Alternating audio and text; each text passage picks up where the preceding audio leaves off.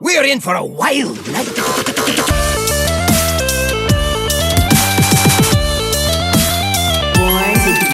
Cosmo. Welcome to Born to be Cosmo, a one-time pop-up snap podcast that's literally occupying the Born to be Wild space, assets, and even people. Fear not, though. If you are here for Born to be Wild, this is not going to be a permanent fixture. Born to be Wild will be back at its regularly scheduled time on Fridays. As for this was supposed to be a one-time thing. We had a lot to talk about. We went way over. We got through less than half of our conversation topics, so we thought we'd do a second part. And here we are. But we also thought we'd bring in more people because we want to talk about things more intently, longer. I don't know what I'm saying. But I am very happy to have Bynx and Zombies here tonight, joining Nate and I to talk about Snap. How's it going, guys?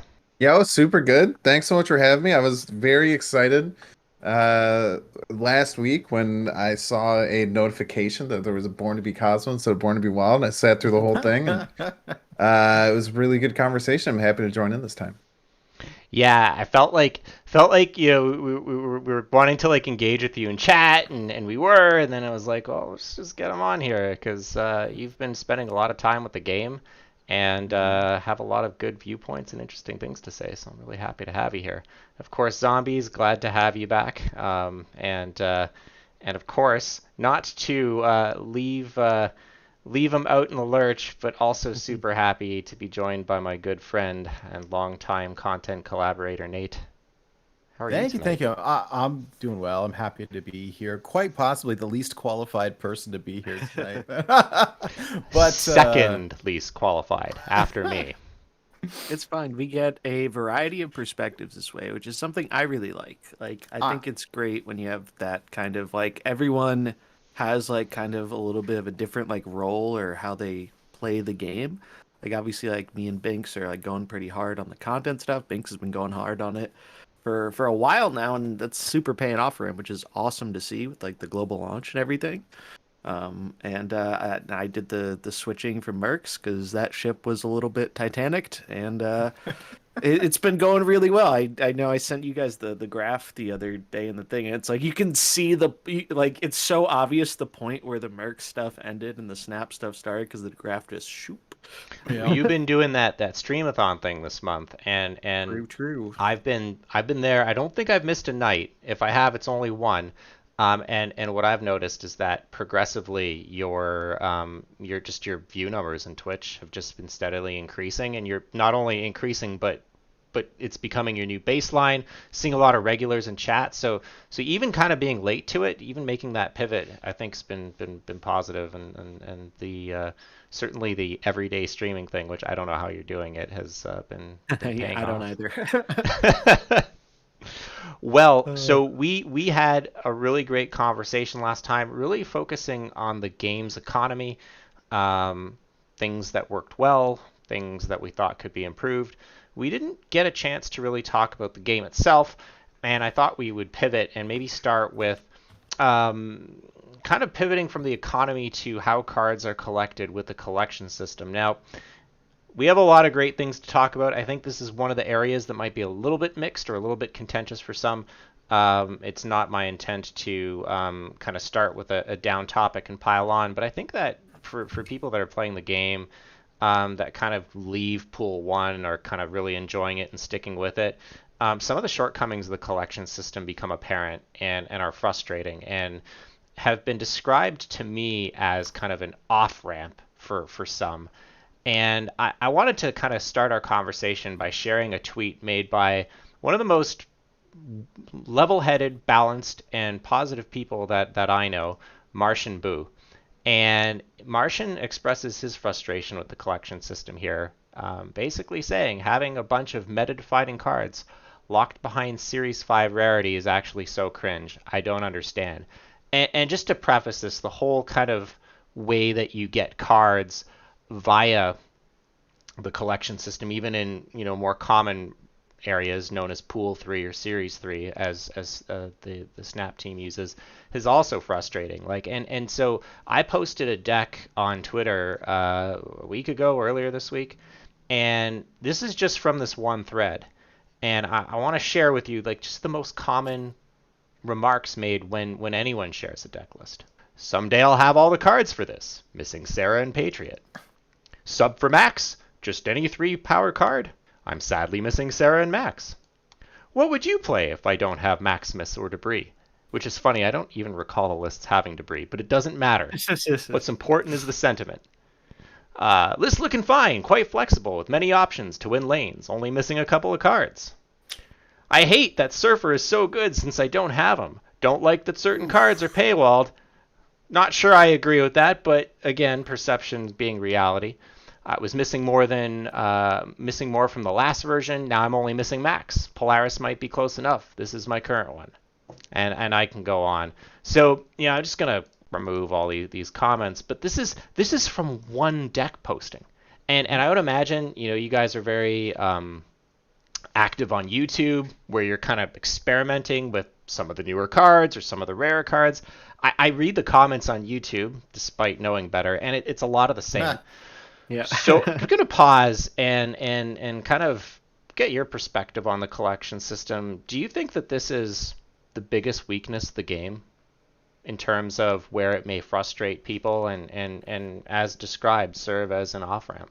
Yeah, that's an interesting way of putting it. I definitely don't think it's the biggest weakness. It's also funny, like you pull out all those like different Twitter things. I can literally from like my like daily like Twitter post and like YouTube short and YouTube, I could pull 5 times as many from every single deck that I post, right? And it is tough, right? Because we're catering to a large system, and I really like the idea of the collection track because it kind of puts you into these buckets as you're building the game, right? So you start with the starter deck and you start getting these pool 1 cards. There's like kind of like your start of like basic, like first like season that you go through, like your starter season. And it kind of like teaches you the game going through these because pool 1 is all really, really basic. Like some of them can still be good a little bit further. And then pool 2 starts to add some complexity. And then you start to get these really crazy pool 3 cards that have some crazy effects that are like a lot more builder on cards. So I definitely don't think that the collection track is the biggest weakness. It might have been at the very beginning because you would get into these situations where, maybe you were watching a video, right? Let's say you were someone who kind of just wanted to get into Snap. You saw a video, and let's say you saw a Death deck, and you're like, yo, Death is such an awesome card. It's a big, scary finisher that can be really cheap. I love this card. You don't know if you're going to get that card right at 600 and something or like 480 whenever pool 3 starts, or 3000 at the very end of pool 3, right? There was no way of getting there. So I think that with the token shop, even though it's brought on a lot more problems, I think that it has really solved the biggest issue with the collection track, that you couldn't get a specific card. Like Sarah was my second to last pool 3 card that I got, and I just couldn't play Sarah decks. I saw all these other content creators playing cool decks, and what I did is just kind of make decks with my own thing. What I really like, and this is something that is much different than how a lot of other people like these games, and I think it's a reason why my content does pretty well, is because I really like the idea of building decks and building off meta decks, and I loved the challenge when I was going through pool 3 and I would see someone else play a deck and be like, I like that idea, but I'm missing this card and this card. Maybe I can also take out this card and then add this package and then make something work. So I think it does lend itself to people who can be creative and flexible with their deck building. And I do think that it's just kind of like okay, and it's something that's different, and it's hard for card gamers to accept a new concept that's different from what everything else does. Because what does like 90% of other card games do, right? You open packs. 100. It's not even 90. Like there's no, there's like, I mean, there's no precedent for something else, right? So it's hard. It's and the second donors learning as they go. They're a small and lean team, and they've made changes. They've made mistakes. They've walked those mistakes back. They've continued to work through things. I really like the experience that they made. I can understand the issues with it, but I'm just kind of excited to see where it goes from here. Yeah, it's interesting. Just a counterpoint to that. So I don't disagree with you, but to play devil's advocate, maybe to echo some feedback I've heard. So granted, I think that through Zombies, understanding how it worked in the beta, things are better now. But you have to appreciate that for those definitely. who are experiencing it post-launch, that's their only experience as a baseline. I mean, you can argue that one's spoiled in that sense, but that's all they know. I think that the my perspective on it is that when I first heard Ben Brode describe that they wanted to create this experience where people had different collections, almost kind of like what it was like to play Magic or Pokemon when you were in elementary school. The playground experience. I think you coined that term, zombies. I thought that was somewhat cynical, and I think that I've changed perspective on that. I think that there's a genuine desire to create that as an experience. But, the road being paved, I can't speak English tonight. The road to hell is paved with good intentions. I still think that it frustrates people. They see people playing the cool deck. They can't play the cool deck, and I'm concerned about that. And one of my friends in chat right now pulled Darkhawk last night, which was awesome. rad. I was there, but Said 3 times fast. but I can barely string coherent sentences, and so the thing was this: what should have been like an oh my god that's so cool experience was actually one of frustration. The honest reaction from the individual was, oh great, here's a cool card I can't build around because I'm missing everything else. And I tried explaining to him, no, like you can do some things with it, and we started exploring it, and we went on a theory crafting journey, which was a lot of fun after, and it was I'd like to think a positive experience, but just that reaction. What should have been like a moment of excitement and joy was overshadowed by that kind of dark cloud of frustration. So I hope that with the iterative improvement that they've been demonstrating, talking about improving the token shop, I hope that they can make that less frustrating. Because I think that, like Martian, for example, while he didn't say this on Twitter, I know that he's kind of thinking of exiting stage left from playing the game based on those frustrations. And if someone is even keeled and level headed as Martian's thinking of doing that, I mean, what about someone who's less even keeled like me, Yeah. So that's the concern. And it's such a great game that I would hate for that to be the thing that drives people out. Yeah. Well, and the token shop I think is great. I just wish that the price point wasn't so high, because and I agree with what Bink said, where it's cool to see these cards like rotate through. Like, oh, that's awesome. But if I pin one that costs 4,000 tokens or 6,000 tokens, it's going to take me a year and a half to get that many tokens. So, I mean, Yeah. it solves one problem, but it sort of causes another, right? It's a weird thing with the token shop because so if they were like when the token shop came out, they gave you free tokens, right? And they gave That you a was different rad. Yeah, Yeah. that was awesome. it was the smart thing to do, right? Now the something, maybe not a lot of people might know if you weren't playing or if you weren't super invested when the token shop came out, it's that you actually got a different amount of tokens depending where you were when that update released. So anyone who wasn't in pool 3 yet or anything like that, you got something too when you got there, but that was like the baseline level. I think that was, if I remember correctly, it was, what was it, 500? 3K. No, what was the cutoff? Was it 500 for the first one and then 1,000 then 3K? Were those the levels? The first one, there's no cutoff. It's just whenever just entering pool whenever 3. you get to it. No, it's like collection level 1,000, I think, or something. I thought there was a lower one. Maybe for collection when you- level 500. I think that's what it was. I think it was when you enter pool 3 or 500, because that's right around there anyway. That's when you get the token shop and you get that initial batch of tokens, which was the lowest one 3K? Yeah, the lowest was 3K. If you got to 1,000, they give you 6,000 tokens. And if you got to 3,000, which pretty much only beta players, or maybe if you'd been spending quite a bit since launch, refreshing all your missions and getting some gold, you might have been able to hit that as well. But 3,000 collection level, they give you 12,000 tokens. And so now, obviously, that was just kind of with the update. Now anyone who gets there later is just getting that initial 3K.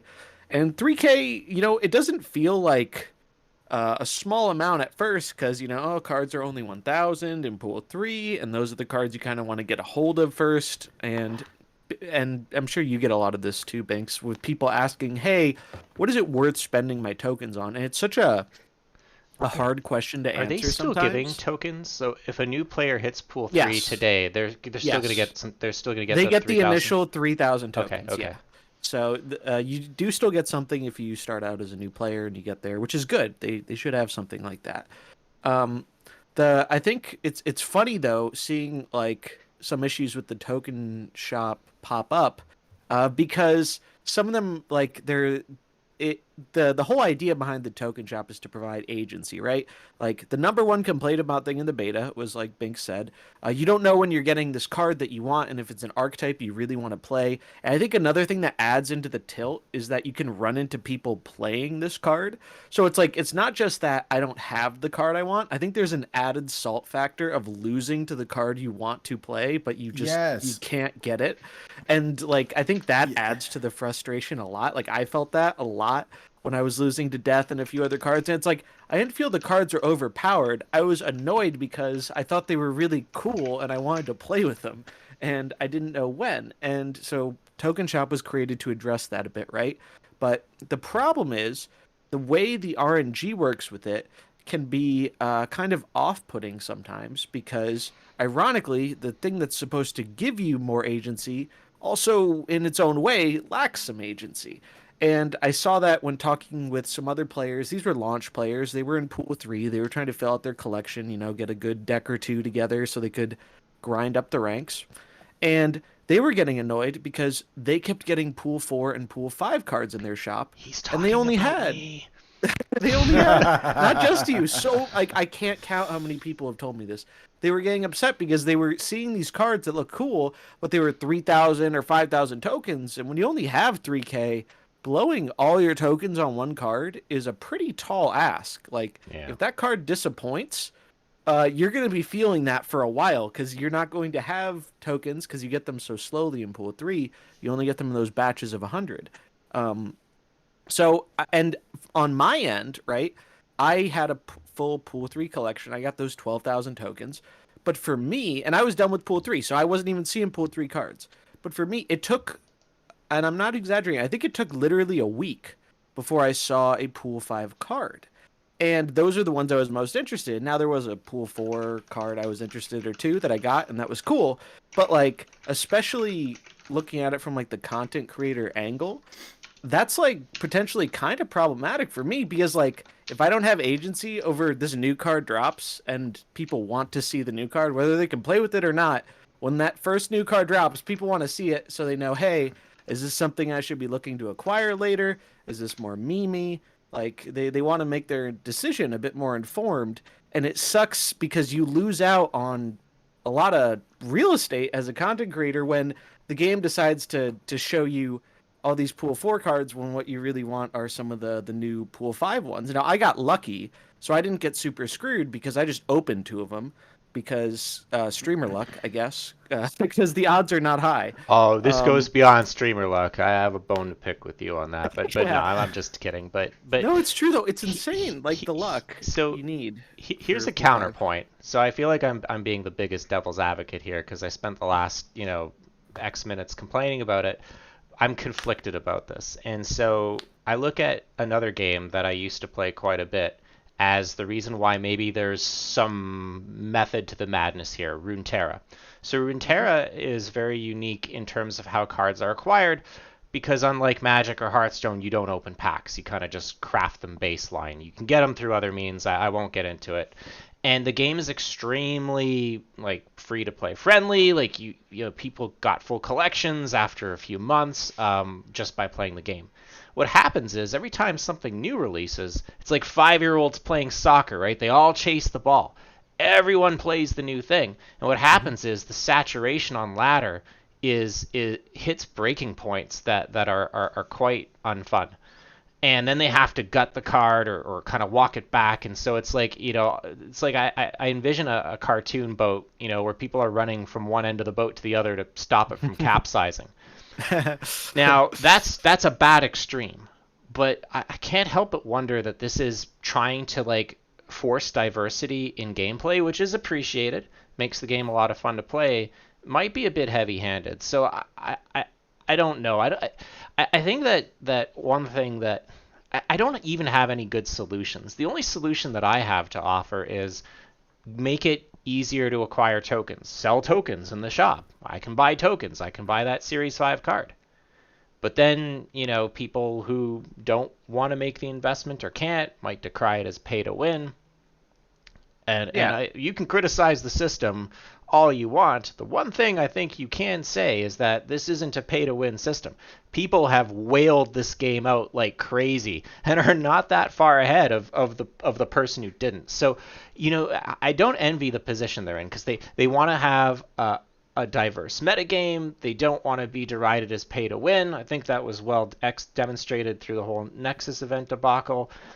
But people want to have agency over their game, and they want to experience the game the way they want to experience and play the decks they want to play. How do you juggle all that? I don't have the answer, but I think that they're trying to figure it out. I hope they're successful. I don't know there's a perfect solution, right? I feel like a lot of it does just come down to, I guess, tempering expectations. I definitely feel like there is a level of entitlement to a lot of game players just in general, be it card games or just about any other game, where it's like, you've created this game and I am entitled to getting it exactly the way that I want it, right? And I think that that's something that you have to look a little more internally. I definitely think that there's plenty of valid criticisms, and I think that validly criticizing a game like this is really cool. But I do, and I've had the same opinion with Hearthstone. I've definitely gotten flack for saying about Hearthstone communities and stuff too. I feel like a lot of people who have a lot of issues with the game, or who, no matter what the metagame is, find themselves always finding something to be angry about and complaining about. It's maybe more about internal things that is coming from them, as opposed to like the actual external thing from the game. So you know what, some of it is valid, and I definitely think that it's a different experience.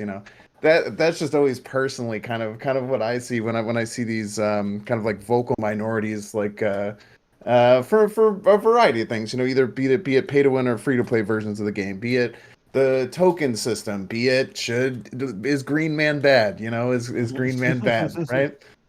I feel like there's multiple sides to it. I like that. I like that though, and I think that we were talking about it last time, that so many players from Hearthstone came over and tried Snap, and so there's a lot of the same kind of player base in some regards, and a lot of us there are so used to being able to wail out and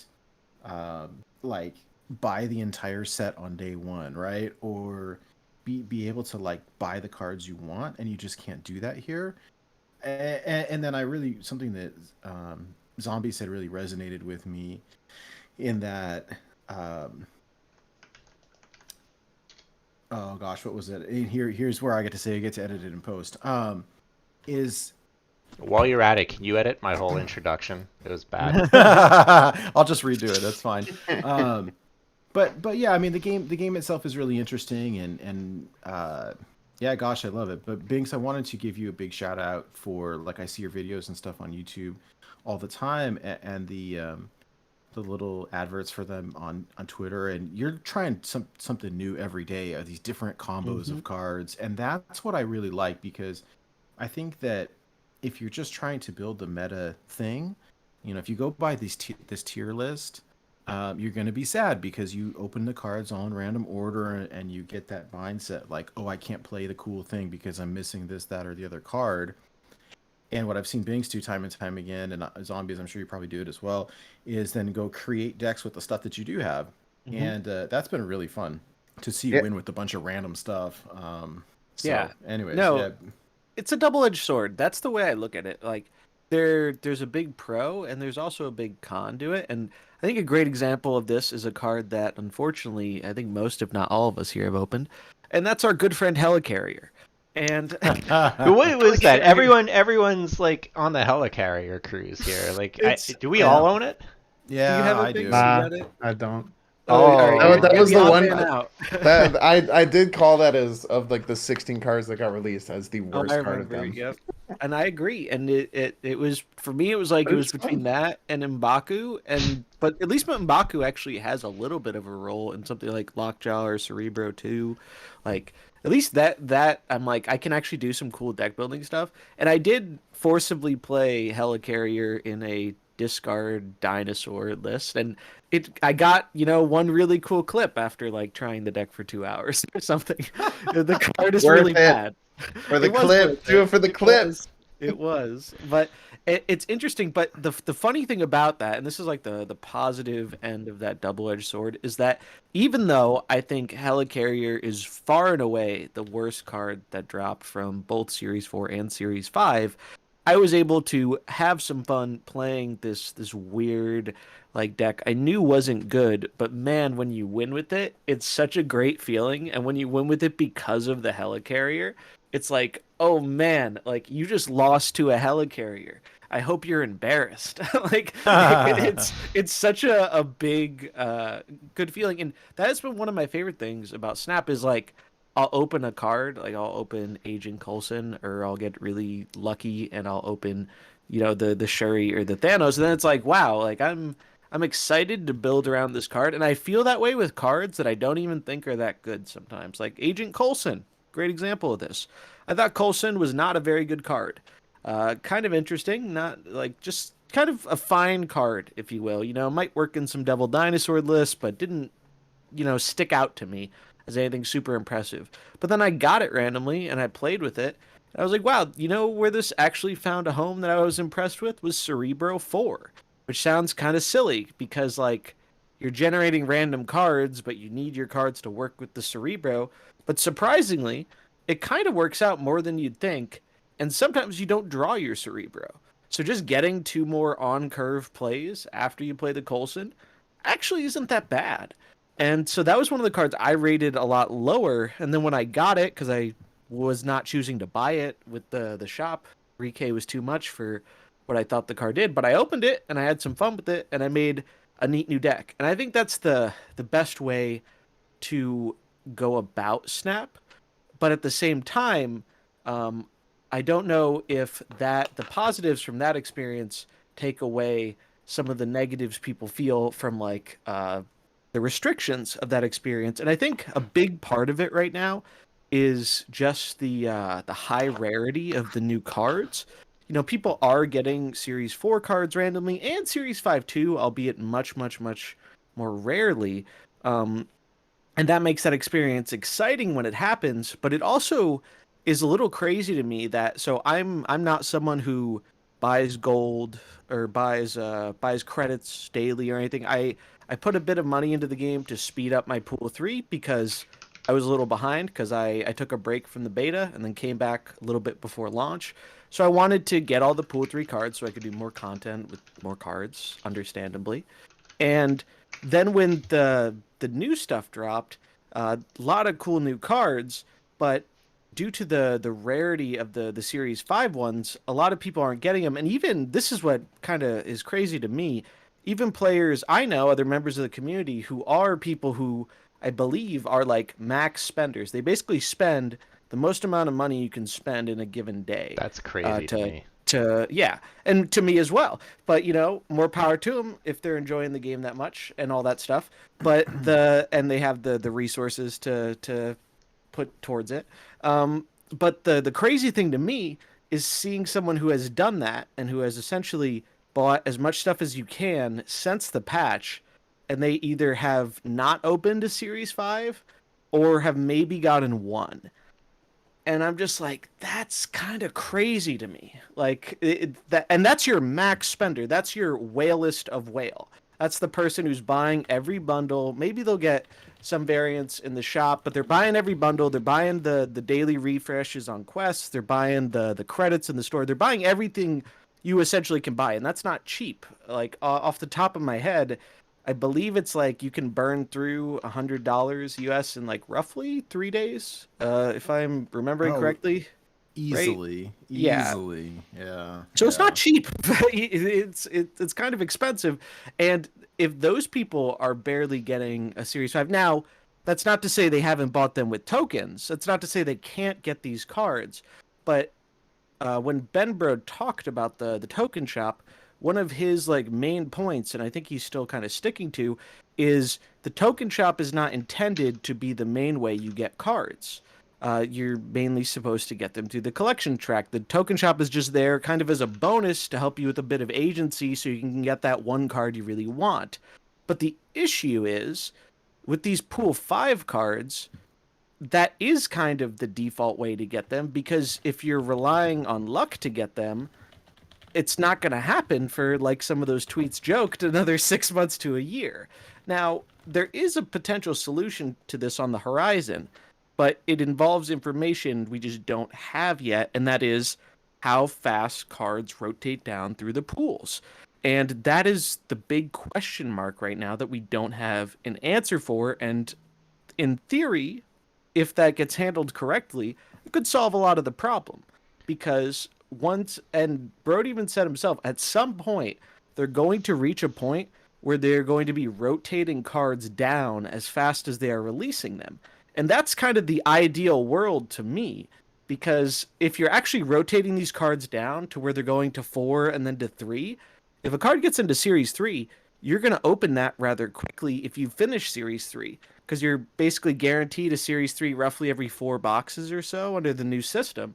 So if you actually rotate these cards down in a relatively, I'm not going to say fast, but I guess not slow time frame, I think that fixes a lot of the problem people have. And it's just like the season pass card used to be, where, well, you either buy it now or you wait. It was 2 months. Now they've changed how it works a bit, but it was 2 months and then it was added to pool 3. And I think if you implemented a system like that for like how quickly cards rotate down, I think you fix a lot of this problem without having to do a whole ton of other work on the system. You'll have the people be like, but I spent 6,000 on that, and now you can get it for 3.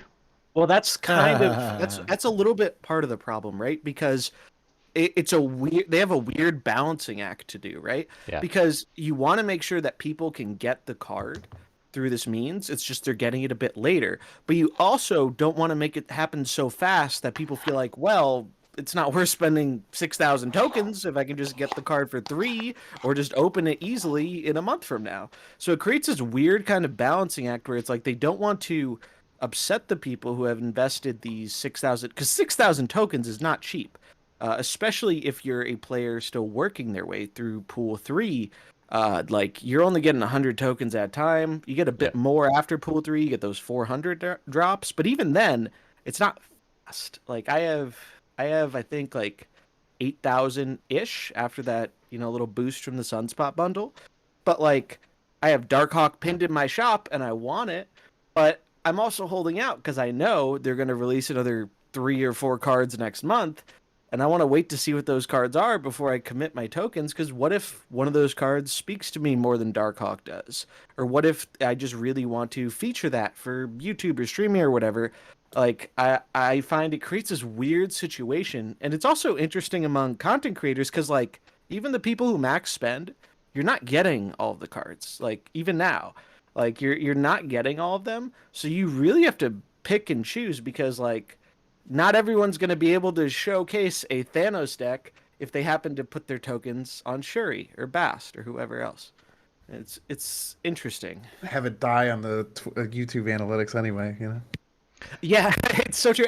And this is something I remember you talked about before, Bynx, but like, and someone in my chat brought it up. It was really interesting. So another person who does a bunch of Snap stuff, former, and maybe they do still do some Hearthstone stuff, I don't know. Dexter, they've been doing a bunch of Snap stuff, and I've talked to them like once or twice. And one of my people in chat brought up that so they got Darkhawk. I think they bought it in the store, and they did a video on it. And then he asked in one of those little YouTube community polls, hey, are you guys interested in seeing more gameplay with Darkhawk, or are you not as interested because, it's a card you're probably not going to get your hands on for a while?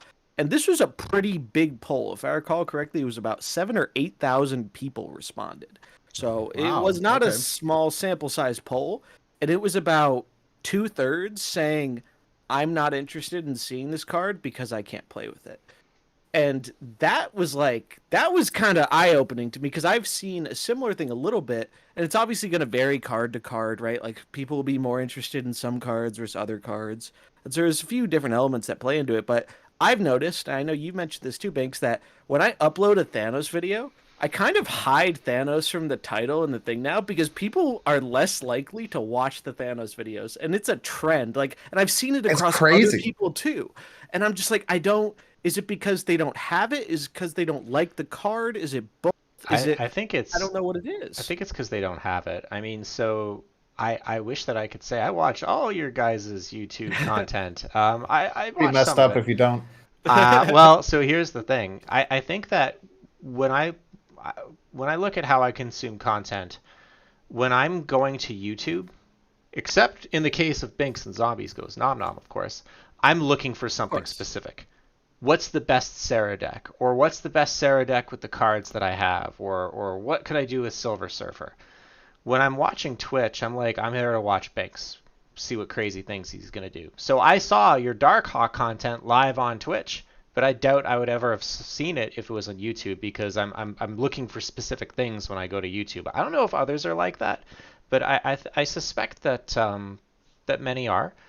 It's a balancing act. I think that this is probably why the videos that people want to see is how can they optimize the pool of cards they have, because whether they've embraced or not, I think that people they want to optimize their play with what they have, and that's what they're going to seek out. Most are not going to go on the journey like, well, I'm going to explore with the cards that I have and experiment. That's just not the reality of most people's gameplay experiences. I'm not saying it's a bad thing or a good thing. I'm just saying that's what it is. So I think that's why you probably have different. You probably get a lot of views on Twitch, maybe less on YouTube. I don't know if there's any kind of correlation there. But I'd be curious if there was. Yeah, Twitch seems like it's pretty straightforward. Most of the time, it's just based on like who wants to watch you. Whereas YouTube, it's a lot of thumbnail. What's hot right now? What's getting people interested? What's kind of going on in the meta? Different.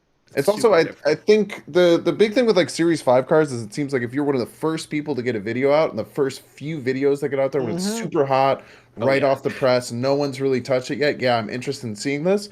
3 days later, when they've already seen that video and they don't have the card, then they're probably a lot less interested. It's kind of what it seems like from an analytical standpoint. Not to get too inside baseball from just like looking at kind of from like the back end of producing a bunch of Snap content, but that's kind of, it does help you get like an analytical finger on the pulse, so to speak, right? For things like that. It'll be interesting to see if the videos will do better over time, because say when Thanos drops to pool 4 or 3, all of a sudden it's like, oh crap, I got Thanos. Like, what's the nutty Thanos deck? And then that becomes, I won't say evergreen, but it kind of has maybe a little bit more longevity. We won't know, and it goes back to what you said, Zombies. We don't know what they're going to be doing. So I hope we find out soon. Especially since I think that we're taking a look at the meta right now and where I have very strong opinions of where I think the meta is going. We're going to talk about that. I think that this question of access to cards and lack thereof is going to become a hotter topic. So I'm going to flash on my screen Marvel Snap Zone's tier list. Now, I think that tier lists in this game are very interesting because it's a very young game. There's not a lot of data. There is some, which is interesting, but it's maybe not the best. Well, there's one thing. Can I say one quick thing about the data? So, like, I find this fascinating, right? Because, obviously, Born to Be Wild is a Hearthstone show. A lot of us here have played or currently play Hearthstone. And one thing I think it's super easy to take for granted is that Hearthstone has a really great data website. HS Replay has like more data than you could ever want. Like you just have it, and it's fascinating as someone who's played the game for the better part of a decade since its release, seeing how that has changed things over time. Because initially, when a new deck got popular or something, you'd have to go watch a streamer or YouTube video or something. But now, I don't necessarily have to do that. If I don't want to do that, I can go find the deck and it'll tell me statistics on, hey, this card is really good when you mulligan it, and so on and so forth. And or just when you play it. So it's a card you want to be getting. And the interesting thing about Snap, and the thing that I think is probably the strongest thing that draws me to the game, the locations, I think the locations make it very hard to track and analyze data in a meaningful way in this game because Really good point. locations can like make or break a deck. Like a great example for this is the Death Wave deck, right? One of the best decks out there right now. It's probably somewhere on this tier list. It might be under a slightly different name, whatever. Yeah, the The second to last on yeah, the so snippet that I took. Yeah. yeah, so the whole thing with it is the death deck is really really good. However, if you run into some locations that lock you out of a lane, well, the death deck doesn't really have a way to play to a lane that gets closed down, whether that be through a location, whether that be through an opponent's card like Professor X or Storm or something like that. And so that's like an inherent weakness to the deck. And unlike other traditional card games where you say, hey, you know, my death deck is favored into your, let's say, zoo deck, for example. And that might still be true. You know, there are favorables and unfavorables, but it's not just as simple as one deck versus the other because the locations drastically change how the game is played. And I think that adds such an interesting element. And I think it's what keeps the game fresh for me because I don't feel like I'm like, oh, I didn't just queue Freeze Mage into a Control Warrior and it's a 90-10 matchup and I know how the game's going to go before we are even playing our cards a lot of the time. And now that's obviously an extreme example, but So, even just 60 so I 40s, understand, like, so you're saying there's a lot more variance because of the variability in the gameplay. yeah, Alright. mainly because of the locations and how they change every game and how they boost or hinder every deck in a different way. And I think that adds an element that makes it really hard to track stats because you might see, oh, this deck has an absurd win rate, but you also have to factor in, well, were they getting locations that were good for them? Were the locations that they were getting bad for the enemy? Like, it adds an element where you can't just look at, like, hey, this deck's winning a lot, it must be good. You kind of have to look at like the different elements to it. I think that's a lot harder to do because it's just a lot more information to analyze and everything. Yeah, and a couple of things though. That's a really interesting point. I do think that in the grand scheme of things, the overall data will normalize, right? Because even Mhm. though you're getting this random hodgepodge of locations, you want your deck to be able to handle a large hodgepodge of For locations, right? sure. That is going to end up being the best statistical deck. So I do think it normalizes, but what does make a huge impact week to week is what's the hot location, what's the featured location, which For sure. location is completely changing the meta. So I definitely think that there's some really cool statistical changes that come from that side in particular. The other thing I want to talk about with the meta overall is just something that I think is such. It's probably I've thought about this a lot. What are like the reasons why I'm so addicted and so in love with this game? One of the biggest things that Marvel Snap does so well is that you can win with any deck. And you can win with any deck for a couple of reasons. One, like because like turns are simultaneous, it's a lot of calling out. And you don't have full information, kind of like you do with like a turn-based game where you're going back and forth. The locations add a lot of variance, and there's some like RNG. So there's lots of cool things. You know, I can go on and run a deck full of my favorite variants that are all like weird, random things, right? And still find ways to win games and get cool highlights. Um, but the other really cool thing with that is that while you can win with anything, there's also this is the biggest thing that gets me mad about like the Green Man bad. This deck is like a brain dead deck that you just play out. There are no brain dead play your hand out decks in Marvel Snap. And it's because there's the 3 lanes that you're playing on at all times. It's because you're always reacting to which lane your opponent is playing on. It's because each of those locations is going to add a additional layer to the strategy of how you actually win it out. So whenever I hear anyone say, you know, leader players just play the card out and just are brain dead and win, I just always have to call them out. I'm like, if you are losing to someone who you think is doing that, they are actually outplaying you. And maybe leader is helping them because it's one of the strongest cards in the game and they're using it properly. But it's all about looking internal and realizing that the better pilot wins a lot in Marvel Snap based on how they respond, by how reactive they are to the locations and to the current game state every single turn. So I do think that really is just like a big warping thing in the meta. I think that there are like some cool things that kind of happen in the meta when someone who's a really good pilot kind of changes things. I still don't think Leech is that good, even though Leech is like super oppressive feeling. I think that Leech got so popular literally just because Dara JN is such a good deck pilot that he made Leech look disgusting because he would always play it at the ideal time. He would not play it when he didn't need to, and he would play it when it was really impactful. And like what in the last couple of weeks, whenever I play against Leech, I'm like, haha, they played a 5 3 power card. I'm gonna win. You Free know? input out on 6. Don't have to skip a turn, right? Yeah, Not free, but yeah. Yeah, Leech is interesting. I just to kind of go back to what you're saying that you can play different things and win. I agree with that. I think the it's not a counterpoint. It's a complementary one. But I think what the limiting factor is card variety. So if you have a particular deck that's not well suited to the hot location, and you're still early on in pool 3, early pool 3 hell, or even mid pool 3 like me. Like I only started getting a lot of the better cards on the back half of that. You have the wherewithal to realize, oh, okay, I'm kind of forcing a strategy that's suboptimal, but you don't have the tools to adapt because they're not available to you yet. And so that hope or that promise of skill and creativity will be an equalizing factor.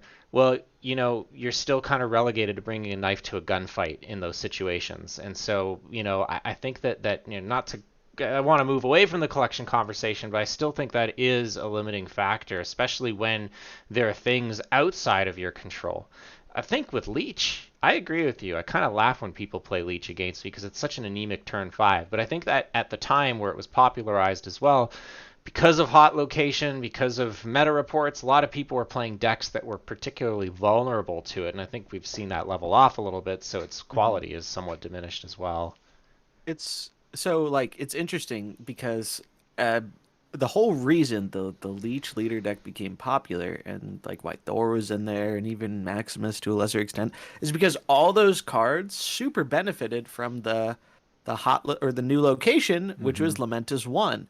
And Lamentis 1 is I don't think anyone would really argue one of the more unique locations that they've added to the game. Awesome. Where it's just like it changes how the whole game is played in a way more impactful way than a lot of other locations do. So you're very rewarded for building your deck for that. And also it made death free instantly, so everyone was like, oh, I'll just throw death in. Like, I mean, people were throwing death in everything. Death had no business being in because it was free and it makes sense. I would have. Well, maybe I wouldn't have, but I didn't have that option available to me. But anyways. It was funny running death in every deck with no other destruction cards in that meta. It was real, and then you had a death wave counter too. It was fun. It was amusing, and like it's fine because it's like a short experience. Like if I had to play with that for a week, I probably would have lost my mind. But like a day or two, I can handle that. But the funny thing about the Leech stuff is I think we witnessed kind of a perfect storm because at least in my experience playing Snap, I have never seen a deck get as popular as quickly on the ladder as that Leech leader deck. I just haven't seen it. I played how much of that was factored by Leech being a pool 2 card and leader being something that's more part of it, accessible. I think. Because it's limited. It really wasn't. It had some pool 3 cards, but it didn't have any pool 4 or pool 5. It only the main pool 3 cards. You had leader, you had Thor, and you had Maximus. I don't think there were any other pool 3 cards in there, if I'm recalling correctly. It was a more budget, quote unquote, friendly deck. So that's one thing that leaned into it. But I think the other thing that really leaned into it is Lamentis came, if I recall correctly, very shortly after the pool 4 and pool 5 cards got added to the game. So I think Dara, obviously amazing deck builder, amazing player, super smart dude. Fun fact, he used to work on Hearthstone, for anyone who didn't know that. So that's kind of cool. Oh wow, that's cool.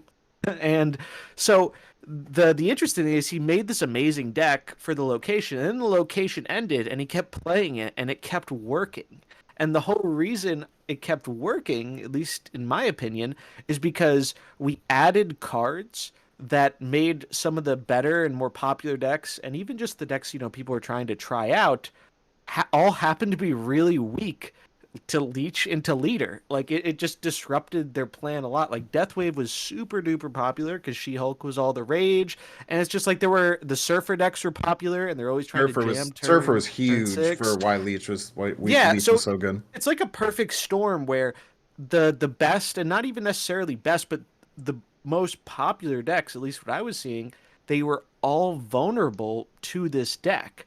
And so that just made it more and more popular even after the location went away. And I think if we didn't get the Pool 4 and Pool 5 cards, this Leech Leader deck would not have done nearly as well as it did do. And I think I was dying because I've seen like a fair amount of comments that are like nerf Leech. And I'm like, if you said that like a month or two ago, like people would be like on the floor laughing because Leech saw no play. Leech saw like no play in the beta, as far as I remember. Saw like almost no play post launch. It was generally agreed upon. And I remember, I think even you said it one time during a stream, like Banks, you were like, I like Leech, I just don't think he's a very good card. And like that was the case for a very long time. And then it just so happened that things changed and it was kind of driven by the hot location, but it stayed afterwards because of the decks that were popular, that these two cards were just really good into a lot of the decks people were jamming. And if it ain't broke, don't fix it, right? Like if it's working, why would I play something else if I'm trying to win? At least for the people, you know, trying to climb for the rewards and everything. So I think it's really a perfect storm of things. Now that being said, as someone who used to be like one of the biggest leader defenders, I do think he needs a little bit of a touch up, because I think at least in the current environment, the thing that annoys me the most is you got this card with his real big brain, right? And it annoys me because it is relatively simplistic to decide where you are playing your leader. The onus ends up being on your opponent to play correctly into not losing the leader. Now, sometimes you just can't do that. And when you can't do that, you have to say either I'm retreating or I'm just going for it. And if I lose the leader, I lose the leader. And that's something I've kind of been embracing a bunch. But the thing that I think annoys a lot of people is like, I think you're going to get a lot of people who aren't thinking about all these big sequencing things at the end of the game. Like, hey, if I order my my Mysterio before my Demon, it's going to screw up what they get from this leader. Like if I can fill out my board and stuff. Unfortunately, not every deck, you know, is built in a way that they can do that. And then those people feel more restricted, like, oh, I have to change my deck in order to beat all this leader. And then that leads into kind of what Blue is saying. Well, it's like, what if I don't have cards that are good against that? Or what if I just am not interested in playing those cards? Like they don't really appeal to me. So I do think the card needs a little bit of a nudge, mainly because I think it's important to have this card in the game, because I think it's good to have something that can say, hey, if your main strategy is to slam some big stuff on the final turn, I have a way to potentially counter that. But I think we've gotten to the point where it's just like it counters so much stuff that it's like more prominent, and there's not a trade-off. Like I don't feel like I'm making a significant trade-off when I'm putting leader in my deck instead of another card like Magneto or another big 6-drop. I don't feel like I'm making a big trade-off, and that's like kind of I think the big issue to me is that it just feels very free to throw in a lot of decks that don't have any synergy, because it's like kind of a tech card in a way. It's so good right now versus a lot of the other stuff. It's become like a win condition because it's that powerful of a tech card against these decks that are popular. So do we need other decks to become more popular that don't lose to leader? Like I was a big advocate for telling people, hey, if you really hate leader, go play some Zoo. Leader fucking hates Zoo because you're dumping all your cards a lot of the time, and you're not really trying to play a million things on the final turn most of the time. You usually just slam in one card, or Patriot, where they don't get a benefit off of your buffs. They're like decks, Taskmaster. Again, not everyone's going to have the cards for those decks necessarily, so that can be an issue too. But it's interesting. But I'm definitely on the side of I think it's silly that people think this card needs to be deleted from the game or put to negative power or something ridiculous. I think you definitely need to make. I think 4 is just too big of a number. Like, there are a lot of times where if let's say leader was a 2 or a 3, it actually would have made a pretty significant difference in the game. So is that your suggestion, to lower it to 2? Like if you're not gonna like actually rework like whatever his ability is, then yeah, I think right now you probably just knock it a power or 2, and then see what happens. Like I hate the idea, and I kind of wonder if Hearthstone has perpetuated, or other cards have perpetuated, this idea that nerfs need to like kill the card, as we saw with RIP Renathal.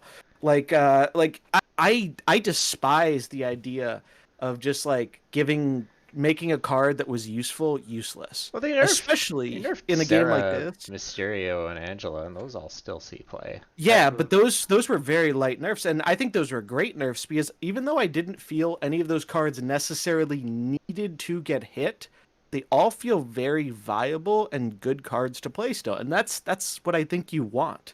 Like, especially in a game like Marvel Snap, where it is a smaller card pool. Like, I don't want filler. I don't want garbage cards. I want as many of the cards to be impactful, or at least playable, as they can be. And I think they do a good job with that. I feel like a lot of my collection, especially compared to other card games, where they give you a lot of garbage to fill the packs.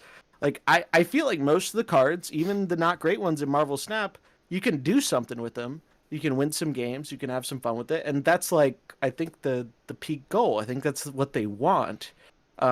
It's just... All right, so I'm going to ask a question. I'm going to pour some gas on the fire here. So my play sessions, oftentimes I'm cursing out leader, or I'm taking screenshots where I beat leader. I have quite a collection. But does it really need a nerf? Yes. I think it does. 100%. I think it's definitely. I still think Arrow's stronger than leader, especially because there are people who are starting to really catch on to being able to play like a demon and an arrow on the very last turn, or pass on turn 5 into She-Hulk and arrow, which is just disgusting combos that seem almost impossible to beat. So I think Arrow's the best card of the game. I think Leader's the second best card, and Leader might even be the third best under Shuri. Shuri also seems Shuri every time I face Shuri, I don't know how to win, dude. I feel like if you're not running Shang-Chi, you're just getting murked by Shuri. Shuri costs 2. But I do think that leader needs a nerf, and I'm a big leader defender too, because I think that people overreact, and I go into a lot of these tangents where I do think that people just need to look inwards, because I feel like a lot of people will lose to a card and then say, "Oh, I lost because that card is too good." It's like, did you lose because that card is too good, or did you get outplayed? You didn't think about how that card would work, and you like would have had. Yeah, if you could throw that onto the screen. And it can't. And feeling frustrated about leader is very valid, because leader's an oppressive card. You're getting beat by your own cards. It's a psychological card. It's tough, man. It's tough. Especially like the first couple times you get beat by leader, you're just like, there's nothing I could do, dude. You know. But I do think it should probably get toned down. I think 6-3 is where they should start, and then bump down to 6-2 if they need to. I honestly, I don't mean to be rude. If you think that leader needs to go down to 6-1, which I see a lot, and I think it's because of like a echo chamber from a couple of content creators who are pushing very anti-leader stuff. If you really think that leader should go to -1 and that would be okay, like I just feel like you don't understand how that card works, or like you can't imagine how strong that Mr. Negative deck was, that Mr. Negative had to go down from a 4 to a -1. I think they don't understand how the game and nerfing in it works, because if I'm correct me if I'm wrong, but some of the people I've seen say to delete leader coincidentally happen to have come from Hearthstone.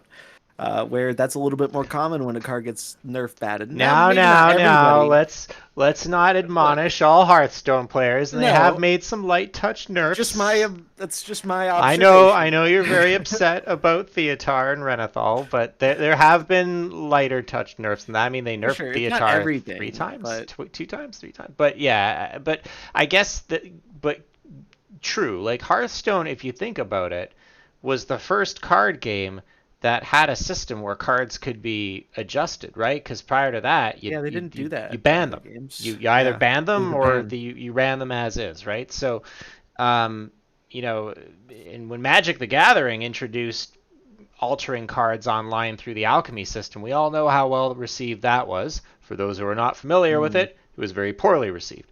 So that's why you're not familiar with it, because alchemy's awful. I don't mind it, but anyways, that's a rabbit hole I think we could safely avoid.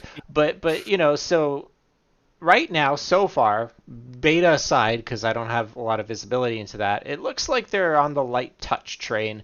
But I genuinely wanted to ask the question because, when I lose to it, I'm angry. I think it should die. I really, I don't know if it should be nerfed or not. So it sounds like the Elicits an emotional consensus. response, though, right? Like it Yeah, yeah. elicits it makes you feel a certain way, and that's why I always draw that connection to Theotar because it is there's a, and you've seen this in the past with other things in Hearthstone, other games. Anytime someone is beating you with your own card in some way, there is an additional psychological element to it. Like we as human beings are wired to, we will remember the bad things that happen to us more strongly than the good things that happen to us. So every time you get your ass beat by leader, you're probably remembering that 3 to 4 times more likely than you are the times where you absolutely demolished leader or you didn't even see the leader because they couldn't play it because it wasn't winning them the game. So both of you guys think it probably could use a bump in the power department, maybe to 2 or 3. Is that kind of the consensus That's how I feel. Yeah. I think they start with 1 and it might need to go to 2. You just have to feel it out for a couple weeks. Yeah. Do you think they're going to do it before the season changes? Like yes. In a week? I think whenever the next patch is hitting before the season, I would be very, very surprised if they didn't do at least a minor nudge on leader. I wouldn't be surprised to see arrow. So launch players will know the destroyer, right? The destroyer was 16 power. Destroyer was everywhere. I don't think it was necessarily overpowered. It was 14 power to start, and then it was 16. Yeah, so that's what I was going to bring up. Is in beta, it was a 14 power card, and I didn't have access to it, so I can't speak to how popular it was at 14. Maybe you know a little bit more about that than I do. It wasn't really anywhere. It's kind of started to see play, but once it went up to 16, people started to use it. Yeah, so that 2-point stat difference, and that was a change they did right before or right on launch, I believe, because they did quite a few balance changes right for launch, and I think they were really good. And I think they were more aggressive with their changes in the beta, but that's because it was a beta. And I think they did a very good job because in the early beta, I think Zoo was a bit overpowered with certain cards. Like Khazar used to be 5 power. The strong guy used to be a 2-drop with lesser stats. That was super, super busted. And they eventually knocked that down. And they boosted up some of the high cost cards.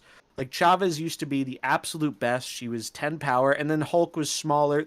So I think they found a much nicer balance for. And I think the game has actually been relatively very well balanced since release. But that's what's interesting about seeing the Destroyer change, because Destroyer was everywhere, very popular, very powerful. But it was also a very linear deck, and you could see it coming. So it was easier to kind of retreat, save your cubes. And we saw them knock 1 point off of its power. So it was 14 in the beta. It was basically never used. At 16, it was quite good. Maybe not overpowered, but very prevalent. And then at 15, it's still decent. It still wins games, but it is nowhere near as popular as it was, a month ago. Not even close. And it's interesting the impact that 1 power can have on something like that, whether that's player perception, whether that's actual power level. It's super interesting to see that change. And I think that's something we're going to see happen to Arrow, because Arrow was another card that got buffed in the beta. And if I recall correctly, really didn't see much play in the beta because Arrow was 5 cost for 6 power. And at least in my experience, I never really saw much Arrow at all in the beta from myself playing, from watching some other people play. And then I believe she was one of the ones that also got buffed right as the beta was ending to 8. And then people were like, wow, this card's kind of cracked now. And so I would not be surprised to see her go to 7 as kind of like that middle ground, like we saw with Destroyer, to see like, hey, maybe 8 was a little too good. Let's try her out at 7 and see what happens. So I'm curious about something. Ben from work in our chat raised this, and I'd be interested to hear this as well. Yes. As you are all painfully aware, I am terrified of the next Battle Pass card, Zabu. I think Zabu is going to be very strong. Maybe I'm wrong. We'll see. But one thing that Zabu will potentially further enable are the use of tech cards. Now, KM Best, obviously very talented player. Most people will recognize the name. Believes that tech cards are overtuned. Enchantress and Shang-Chi cost 4. What do you think? We'll start with Banks. Do you think that tech cards are overtuned? Do you think that if they're not, maybe they will become overtuned with how you see the meta shifting? I don't. I think tech cards are very impressively balanced in this game. I think they're very very well balanced, and they're put at very good levels. I think that at its core, this game is kind of meant to have a lot of different decks tech against each other. And what I really like about tech cards is that if there's certain cards that you just hate, you can run that tech card, and all the tech cards feel powerful and feel like they're okay to run into a deck. Um, and I think that that is okay, personally. I like that style of play. I love to be able to call out an opponent's play with the Cosmo. I love to have a pocket rogue in one of my decks where they're not expecting a rogue and steal a Patriot at the very, very end. I really, really like where the tech cards are at. And that's actually one of my favorite things about the balance of the game is anytime someone talks about, let's talk about this, right? Y'all remember a couple months ago, the whole thing was delete Cosmo from the game, right? Cosmo needs to be deleted from this game. This card is unbelievably overpowered. Aren't people still saying that? Anyways. I don't really think so. I mean, I guess maybe some people are, but I never really hear it, I think that a card like Cosmo is really cool. The cool thing about tech cards in this game as well is that it's always lane dependent, except for the almighty Super Scroll. But pretty much all of them are just like you can fire it off in one lane. So like even though they are very powerful, you have to make a choice as to which lane there can be, play and counterplay. So I personally think that the balance of those tech cards is one of the best things. But I do think that a card like Zabu breaks things with having Shang-Chi and Enchantress so easily accessible. Well, I mean, but Surfer didn't necessarily break Cosmo. I guess different kind of interaction. One buffed the card as opposed to making it cheaper. I am curious, Nate, on your perspective on the tech cards, because I think that you get the tech cards in Pool 2. So when you're on the front half of Pool 3, they're a lot more prevalent because it's like, well, Bynx made a cool deck, but only have 10 out of the 12 cards. So what am I going to do? I'll just stuff Shang-Chi in there, right? Like the old. They'll ask me. Don't worry. They'll ask me what to. And maybe you'll suggest they put in Shang-Chi. So what you're saying is it's your fault. I see so much Shang-Chi on ladder. Got it. Do you, in your experience, Nate? What do you feel about the tech cards kind of being so prevalent? Maybe because people don't have the things to fill out their decks, or because I think they're fine. Tech cards, I think it's funny because tech cards in Hearthstone are very different than tech cards in Snap. I think that I've seen a lot of people play tech cards incorrectly in Snap. I've seen people lose to their own Cosmos before, which is hilarious. Yep. I've never lost to my own Cosmo. Well, sure. That's why the show's called Born to be Cosmo. But yeah, I think that it's okay. I mean, I can tell you, I've raged so many times against Shang-Chi or Cosmo or something. But like when you play them correctly, they're good. Like Bynx was saying, I think being able to only play them in one lane doesn't mean necessarily that they're game ending. It's you're punished for playing them incorrectly, you're rewarded for playing them correctly. I don't feel like they're broken. And it's like, hey, your deck, because these decks are so small, if I'm going to be running a bunch of tech cards, like, okay, then there are some cards that I can't play, like I'm going to have to remove this to put in that.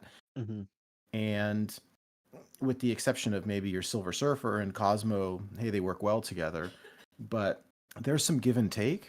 And so, hey, if I want to make a deck with a bunch of tech cards, like, okay, well, it doesn't like guarantee you a win. No. And I think you'll see that some of the better players will like sit on their tech card and play it when it's going to interfere with their opponent, as opposed to playing it preemptively or whatever it is. And so it's fine. I mean, I've done that same thing where it's like, oh, I don't have this card. And especially in these like Cerebro decks or Silver Surfer decks, it's like you just sub out a different 3-cost. I'm missing Polaris. I'm missing, a handful of them. I just got Rogue finally. And it's like, hey, it's fine. Pick a different 3-cost, whatever. Except Brood. You can't really replace Brood. You can't replace Brood. Yeah. Well, yes. Not effectively. You could replace him. Your deck is going to be worse for it. And in that sense, I think that kind of looking at the snapshot here is a really interesting conversation. Can Yeah. Can I just say one thing about the snapshot because it dovetails so well into this? Uh-huh. When I saw this, I only opened up like one of these because my first thought was I looking don't at have all these the cards. exactly. So when I look at just based on the name Bast, Sarah Surfer, I don't have Bast. I'm Pool not looking five. at that. Pool Shuri five. Zero, Pool I don't five. have. I don't have Shuri. Well- I'm not looking at that. Galactus and Friends, don't have Galactus. Electro Ramp, don't have Electro. Leash Leader, Let me- I don't have Leader. Shuri, I don't have Shuri. Wong on reveal. Oh, I got that one. Before we move on, I do have something to say about tech cards. I'm going to dissent from the group on this one. Oh, good. Let's hear it. I think that, but not before shouting out Lee for the raid. What's up, Lee?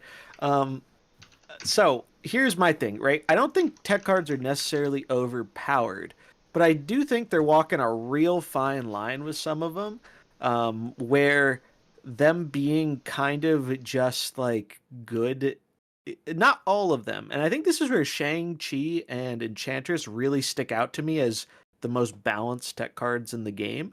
Because I played a lot of like these kind of scuffed Captain Marvel control builds when I was working my way through Pool 3. And I didn't have Sarah, right? And all the tech decks, they ran Sarah so you can get your, your Shang-Chi down for 3 and sneak in some other cards. And it's real powerful. Well, I didn't have Sarah, so I just put my tech cards in the deck. And what I noticed was, man, when I wasn't running into an ongoing or a big thing, those cards were really not appealing to play in my hand. Like, those are tech cards where you're the only way you're tempoing that out is if like you have nothing else to do and you're like, all right, my opponent's not going to have a card this is going to be useful for. And I don't think all tech cards should be in that space, but I do think some of them give a bit too much power for not enough trade-off. Now, I think they're necessary tech cards. Like I wouldn't want to see them significantly changed because in a world without Cosmo, people are gonna really start hating Wong and some other things. So I think they're very like kind of necessary evils to an extent. But I think cards like specifically Armor and Cosmo, they're very, especially Armor, rather efficiently statted for the cost and can totally blow out some strategies. And I think that makes it just a little bit too easy to run sometimes, where I wouldn't mind seeing a little bit more of a trade-off where I don't need the card doesn't need to be like changed in what it's doing, but I wouldn't mind seeing especially on, in my opinion, I think the strongest tech card in the game is Cosmo. Because truly the only way but I do like what Bynx said about the lanes play into it, right? Because if you pick the wrong lane to Cosmo, your Cosmo's probably not doing very much. Your opponent does, it's not like, oh, they played Cosmo, I can't play any more on reveals for the rest of the game. You have 2 other lanes you can do that in. So I do think that does help to the balance. But specifically against Cosmo, the thing that annoys me the most about it is the only way you can effectively interact with the card outside of just choosing to play in a different lane is generally the Magneto pull on the final turn. And that does get people sometimes, and it's really funny when it does.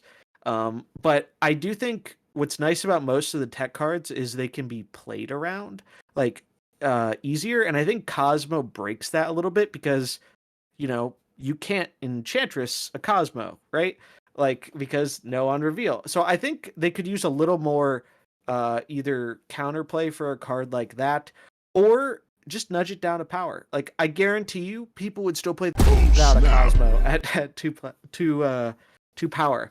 And so I don't think it's like broken or anything, but I do think it is more pushed than the majority of the other tech cards. But I think it's a real fine line they're walking, and I think for the most part they've balanced it pretty well, because without these tech cards, I think people would be a lot more frustrated by some of the strategies going on, and would feel like a term we've heard often misappropriated in Hearthstone and other games, solitaire.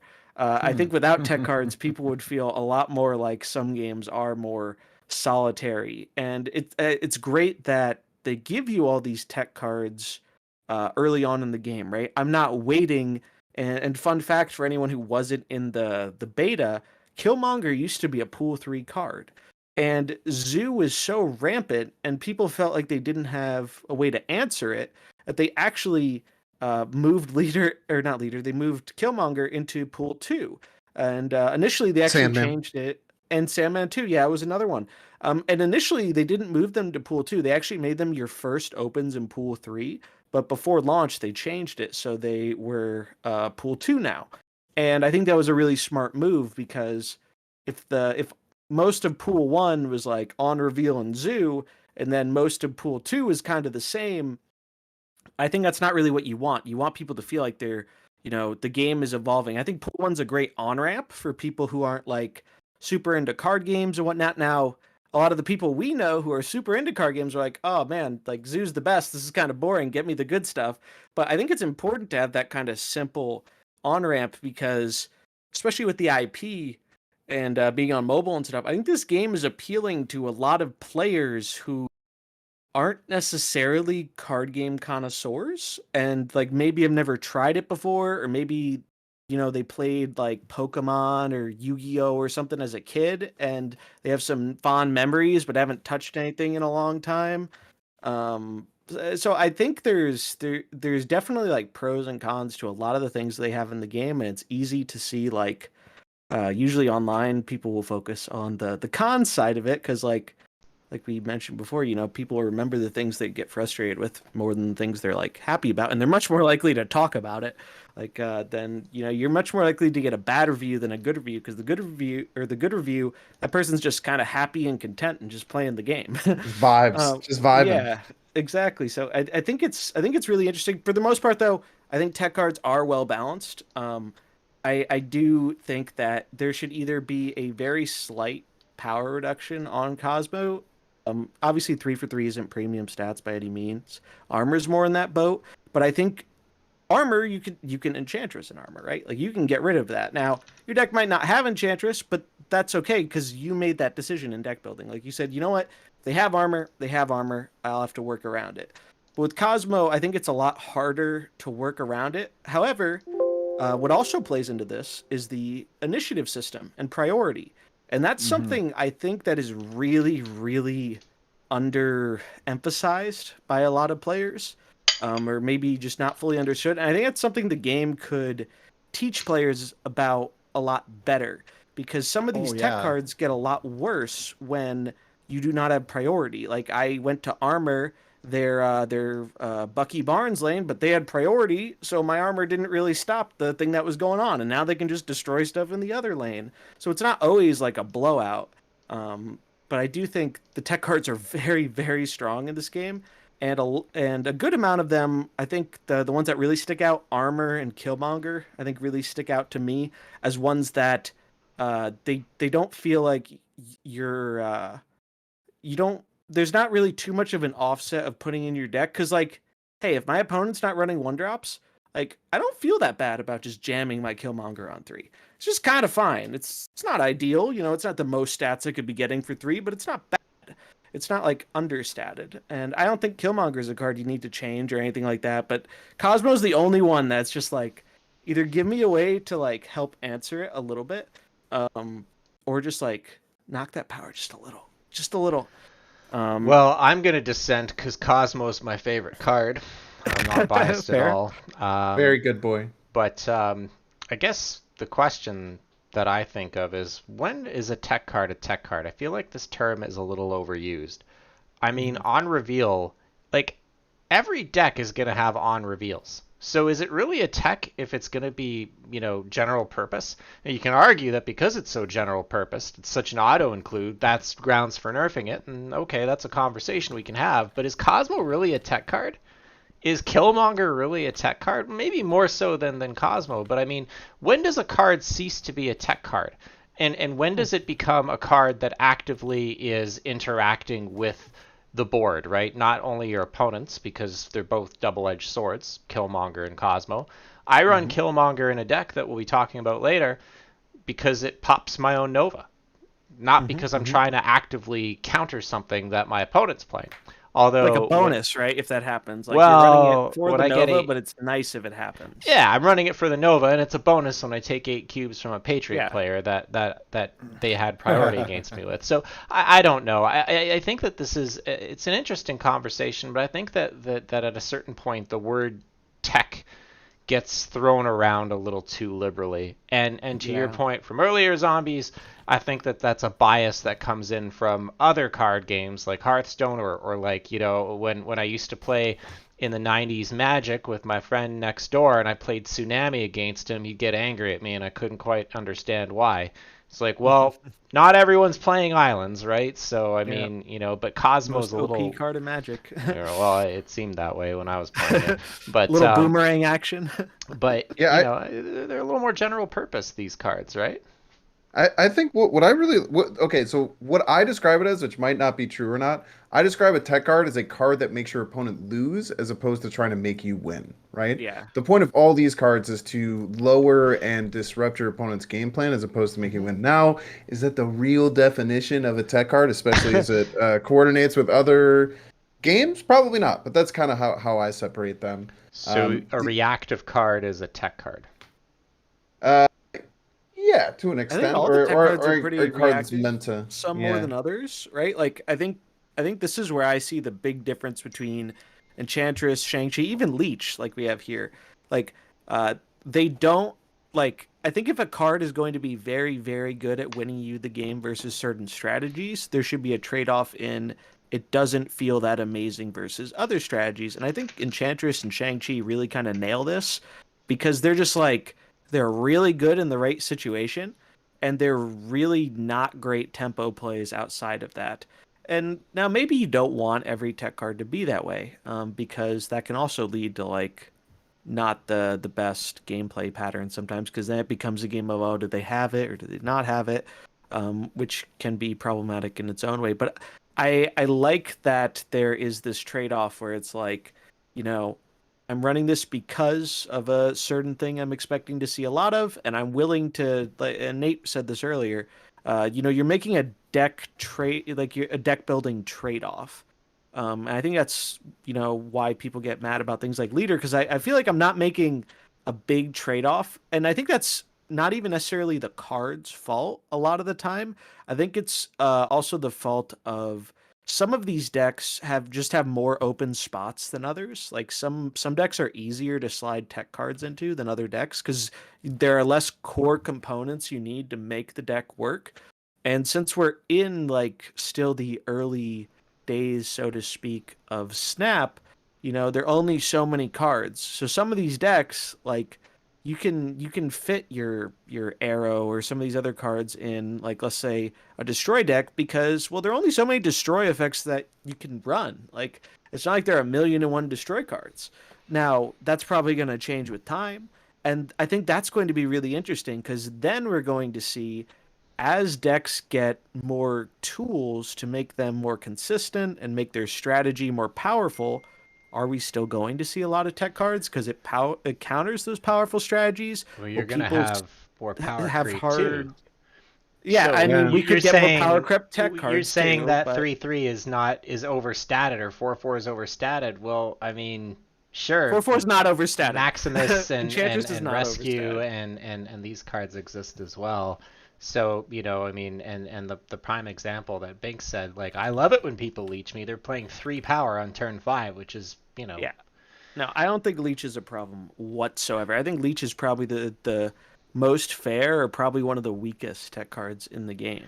It just makes you feel the worst for sure, man. Yeah, Leech it's a feels rough. thing. It's 100% a feels thing, and there is a valid angle to that, but it's also a real slippery slope, because I feel like that's one of the things that has frustrated me and pushed me kind of away from the Hearthstone stuff more recently in the last month to whatever, is because I feel like I'm totally cool with cards getting changed because they are power outliers. That's something you just have to do to keep your game healthy. I don't care if it's Snap, Magic, Hearthstone, whatever.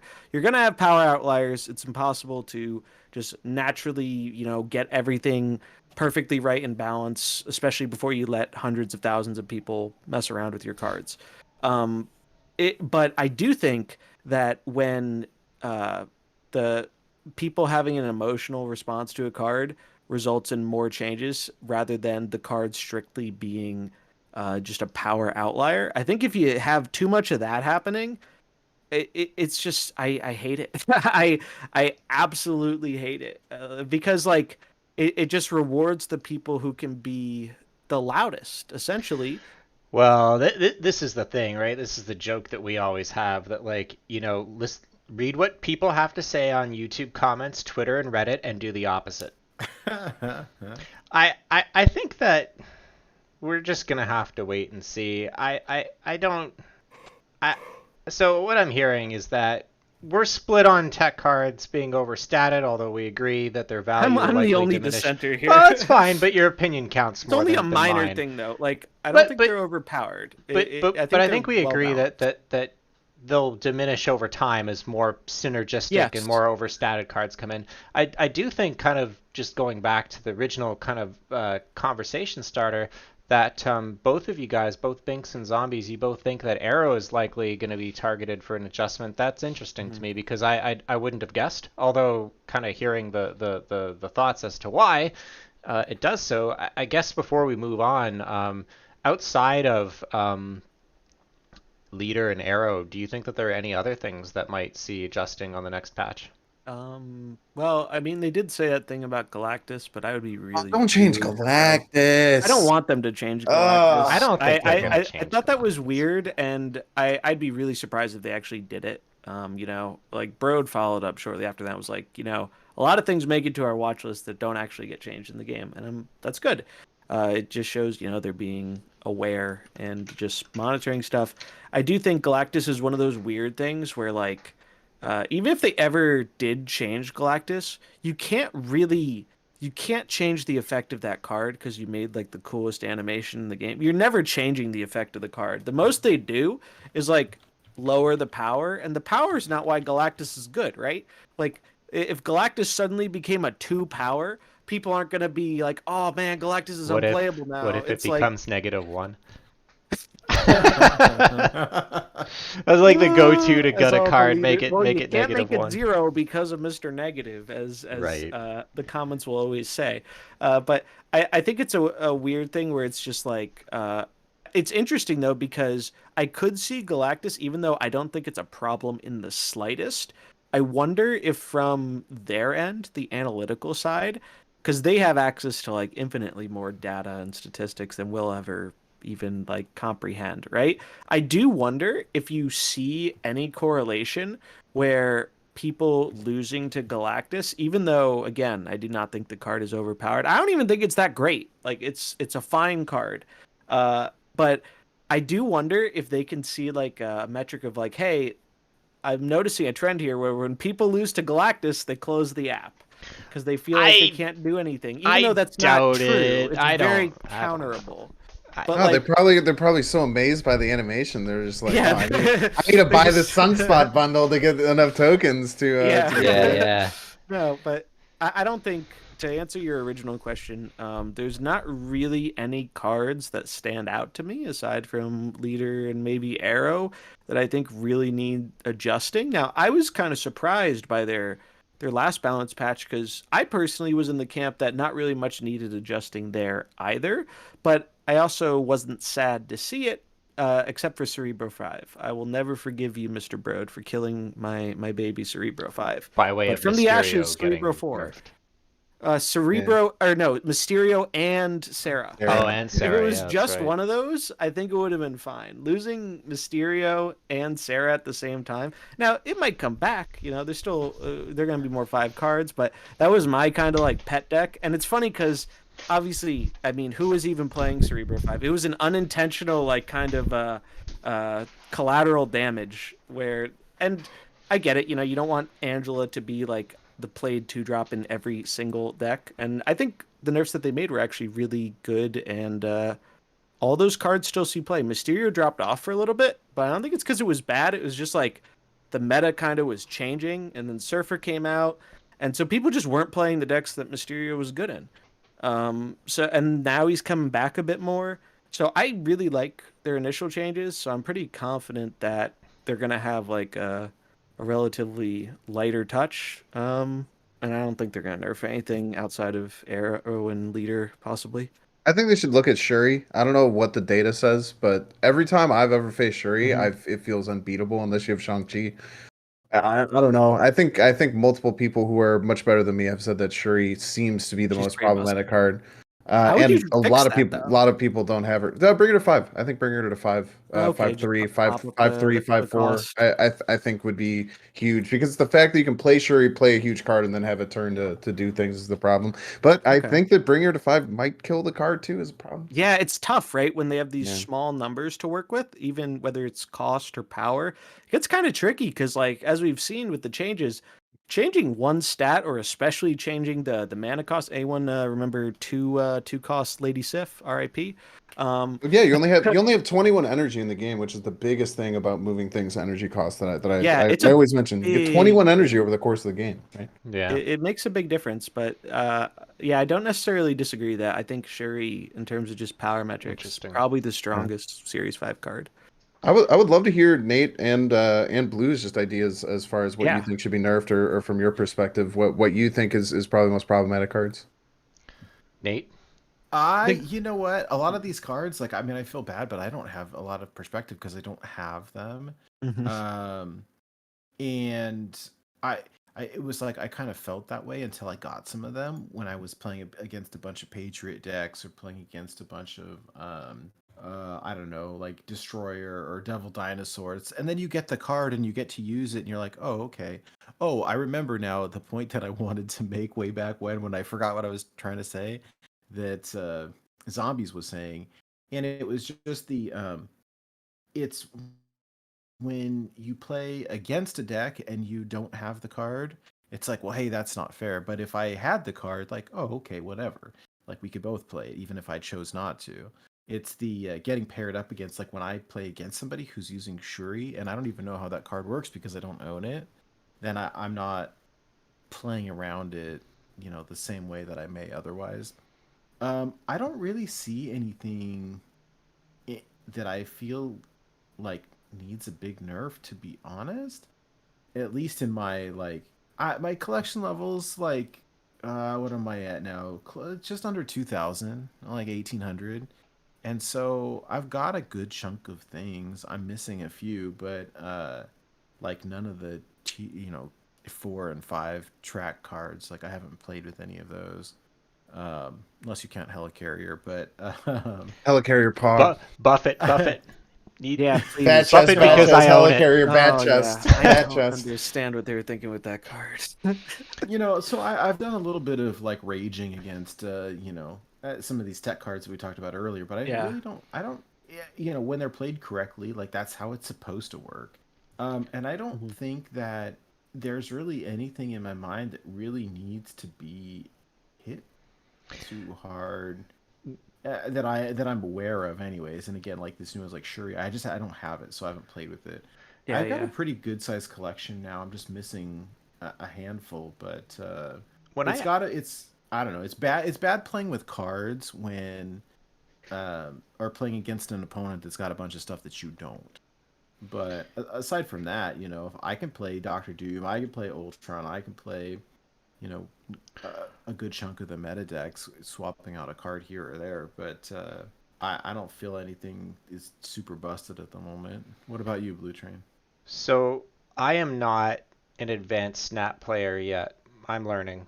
But Dance in our hearts. I know something about card games in general. Whenever there's a Hearthstone card that kind of gets released and everyone speculates as to whether it's going to be OP or not, the thing I always say is it allowing you to cheat out mana? Is it allowing you to advance your gameplay without the usual baseline cost?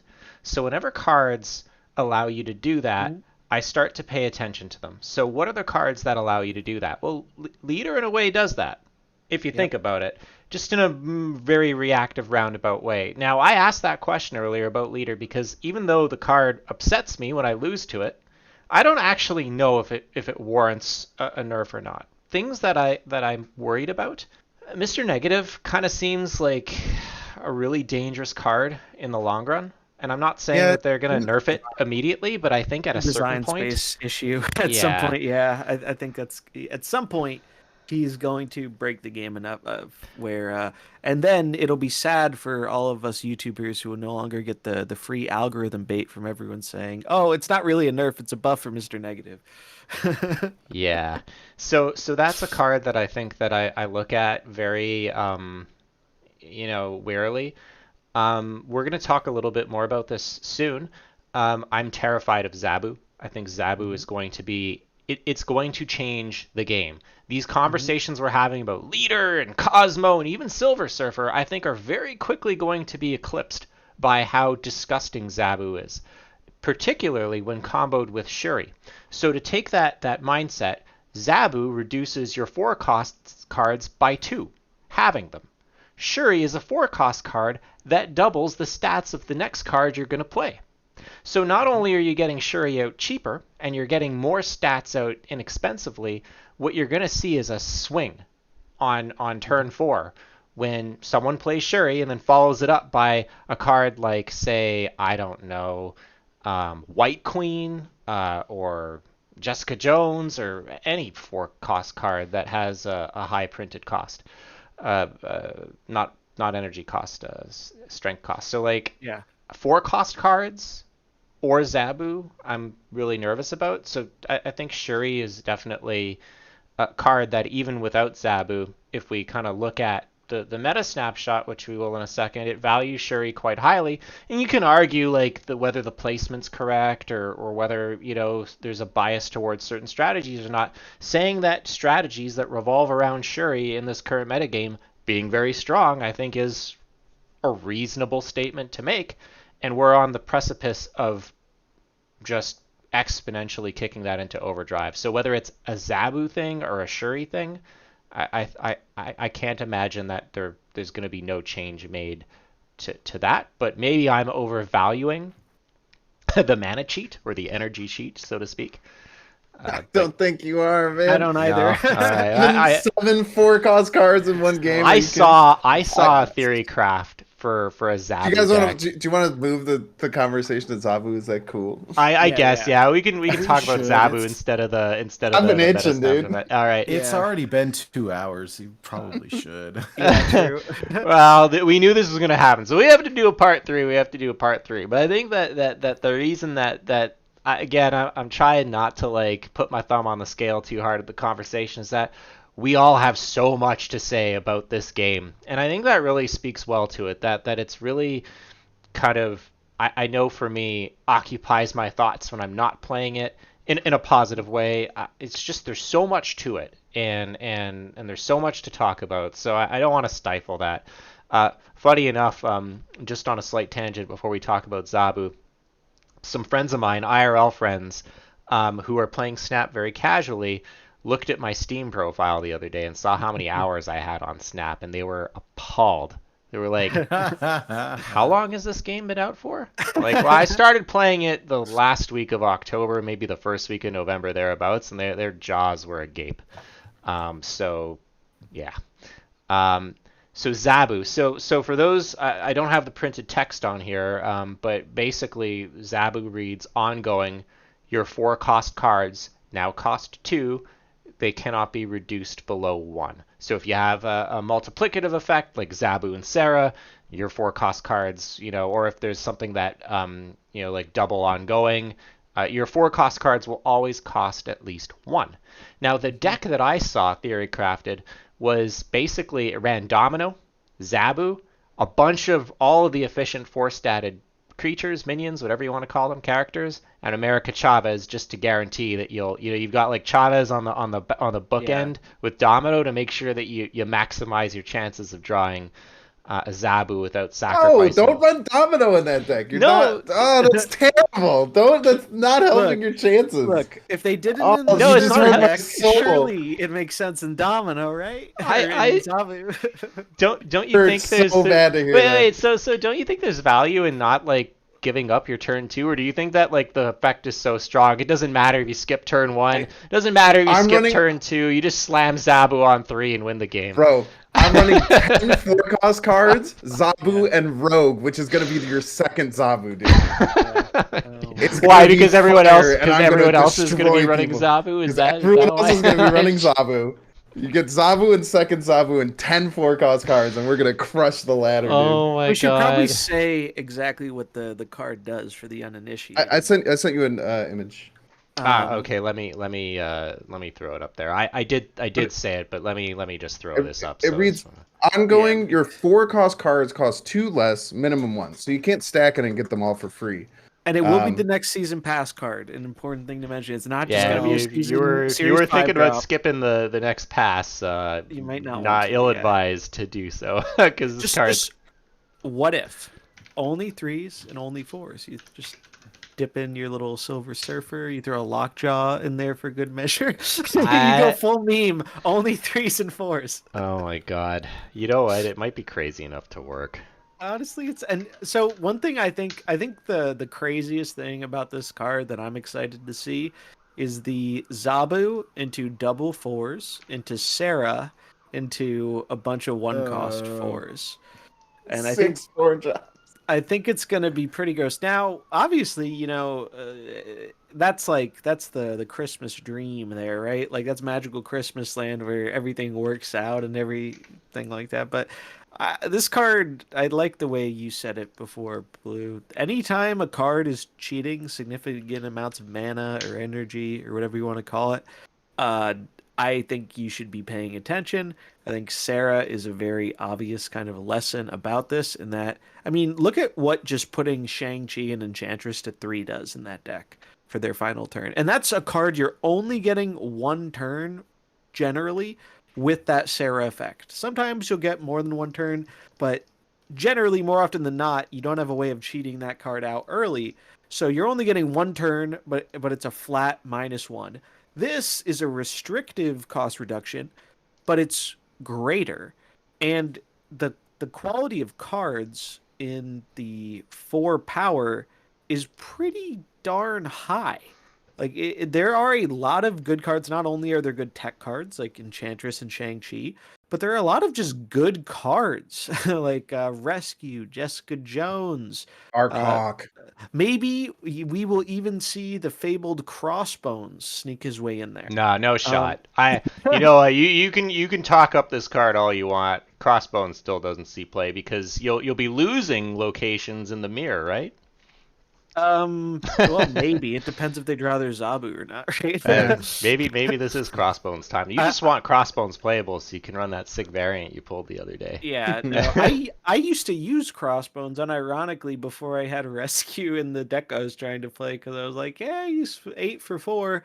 I had since learned that Jessica was usually a better card for that, but it's interesting to see like there's so many. I think cards like this and cards like Surfer are ones you got to keep an eye on because the game, and this kind of goes back to what we said about the tech cards, the game is only going to get bigger and more cards are going to get printed. And you only have, a total of 6 energy at the max generally. So there are only so many different cost cards you can print. And a third of those cards are going to be 3s and 4s, right? Out of 6 options. So these cards are going to just continue, like they're already good. Surfer's already really good. This card's already really good. They're only going to get better. Like their peak, I feel like they're already starting off strong, but like their peak potential is really, really high. Like do they not nerf leader because they know that like everyone's just going to be bitching and moaning about Zabu? Sherry. Well, they didn't nerf a lot of cards that people have complained about historically. I think they've actually been pretty good about that. Like, I think they're good about taking feedback, but also taking like the valuable parts of the feedback, and also, not necessarily just listening to people really hate this card, so we have to change it. And for me, that's kind of refreshing. So when my buddy pulled Darkhawk, we were trying to theory craft with his cards, and you all know him, NHL NJ Fan 1, very talented card player. Right away, he was like, why are we not playing Moon Girl in this deck? It's like, very alarming. So it's like, you run out of 4 cost cards to spit out because they all cost 1 because you've got 2 Zabus, like Bynx said. Well, what do? You just double all the 4 cost cards in your hand. I don't know. Moon Girl definitely goes in that Yeah, deck. she makes sense. I She am makes a lot of sense. very worried about this, and I think that there's going to be a lot of complaining about this deck, whether it's good or not. Even if it turns out to not be as crazy, all right, especially if it will be, because Shuri is going to be an insane enabler. If you're in the mirror and you have Shuri and I don't, I lose.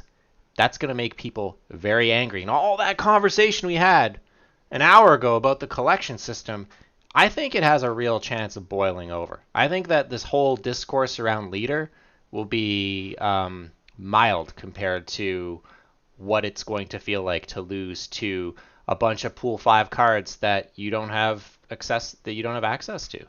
Darkhawk, but especially Shuri. Are there any other 4-cost series 5 Is it cards? only base cost 4? So like Wave doesn't enable this? I don't think so. Yeah. Okay, all right. That'll be didn't know consistent that. with everything else. Okay. Yeah, it's just That's good to know. Darkhawk Sentry's also a 4-cost card. That's a Series 5.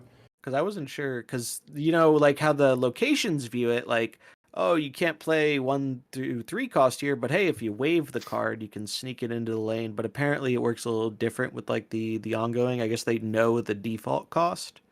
Well, they changed the word. This was different in beta, and it caused some confusion. But they changed the wording to locations to now say cards that cost 1, 2, and 3. Cards that cost 4, 5, and 6. I didn't know that. Whereas cards like Silver Surfer and Zabu 3 say cost, 4 cost cards or 3 cost cards. Gotcha. Okay, that's there, good to know. Yeah. Because I was a little worried we were gonna see some silly Zabu into wave into double 6-drop. I thought that would be a little crazy. So that's good to know. I didn't know it. So now it's only crazy and not insanely crazy. Yeah. Just as I an think you brought aside, up a valid point though. I wanted to mention Spider-Man. Oh God. What you said, Blue, and I think this is if you don't have the pool 5 Shuri, that's gonna feel quite a bit worse.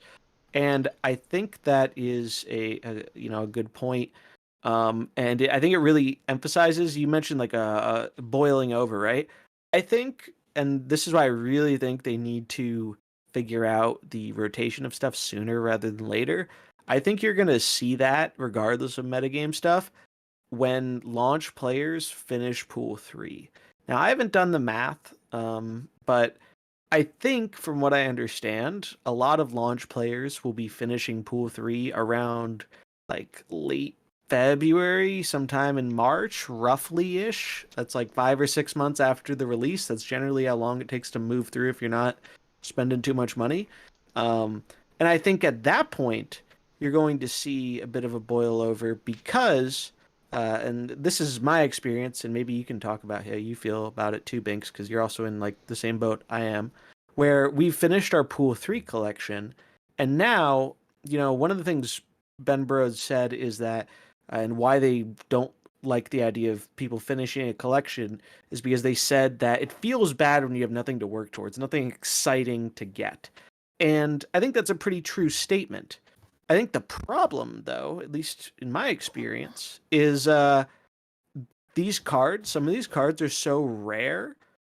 I'm not excited to level up my collection because I know the odds that I'm seeing one are very, very low. So I just don't expect it. Now, there is an other side of that where I randomly pull null, the day before Christmas, and I'm like, oh, well, that's kind of hype. I'm really excited. But it happens so rarely. And, especially at the point, it's 0.25, right, percent odds of pulling 1 in 400 boxes, like without a pity timer as well. So I do worry that if they aren't and that's why I think they need to get this rotation thing going before launch players finish pool 3. Because for me right now, I don't feel an incentive to level up my collection level because I have most of the pool 4 I want. I am lucky to have a lot of the pool 5 I want, not all of them, but enough to where I feel pretty satisfied.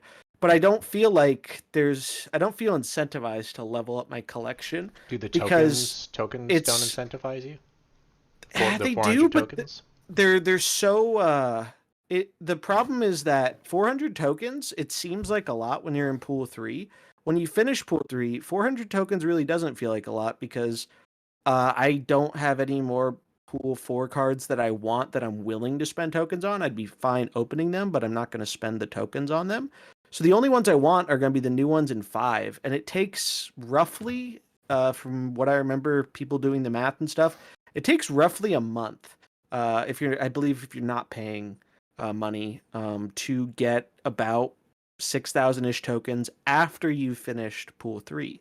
So basically, they're releasing the season pass, 3 or 4 cards a month or whatever. You get to pick one of those cards, right, to be the card you want out of the shop.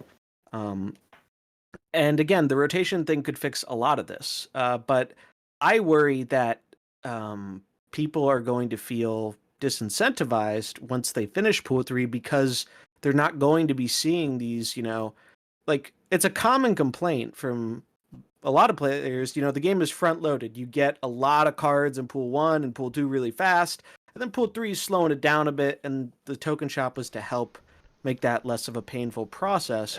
But with how rare the tokens are, it doesn't make it super duper less painful. Also, the fact that you need RNG to actually get the one you want to show up. Respectfully, and I don't want to speak for you, Nate, but I'd rather be in that position than missing 16 really good pool 3 cards, which is where I'm at right now. Just no, I promise you'll feel different when you get there. Be careful what you wish for. So money for it is because I felt how you guys felt. Like, I've gone through it, and this is where I've ended up. I'm curious if you feel similarly or differently, Bynx, because I know for me right now, like, I don't feel an incentive to level up the thing outside of if maybe I want to get a cool effect on my card, like if I'm going for like a black and white card or something. That gives me a bit of incentive, but it's not because I'm opening the boxes. It's because I just want this cool cosmetic thing. Like, I don't feel a drive to like level up like I did in pool 2 or even pool 3, because like I just know that I'm not going to be seeing an actual game piece very often. Yeah, but I don't know, man. Maybe it's because I'm happy I don't let myself gamble, because like some of the things in Marvel Snap like makes me feel like if I allowed myself to, I would turn into a gambling addict. Like, just the thought that every box that I click could be a pool 5 card. It could be Shuri. It could be anything, even what you really want. Right? Yeah, like it's hard, man. So like the biggest drought that I felt was when we were in pool 3. I finished pool 3. And then there was months where there was nothing you were going towards, and you have to spend your credits. Everyone was like, "Let's just not spend our credits. Let's just hold on to our boxes." Cap, and then you couldn't do that. It was 5K, right? Yeah, it was 5K. So I do like that there's at least now, even though there's a fringe incentives. I mean, we already talked about collection levels. I do think that they have to make some adjustments to how they handle the token shop or how they handle the drop rates, because like the drop rates are like pool 4 and pool 5, and in some ways they almost feel like Nexus event level.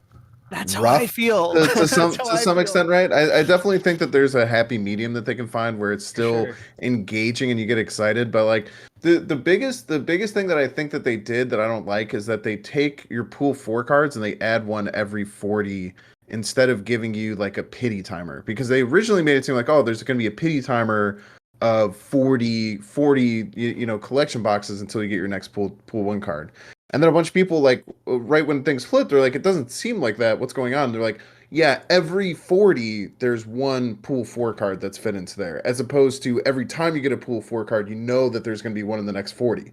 So you get one in 10, and then you still know that there's one within 40, which is what a pity timer normally means.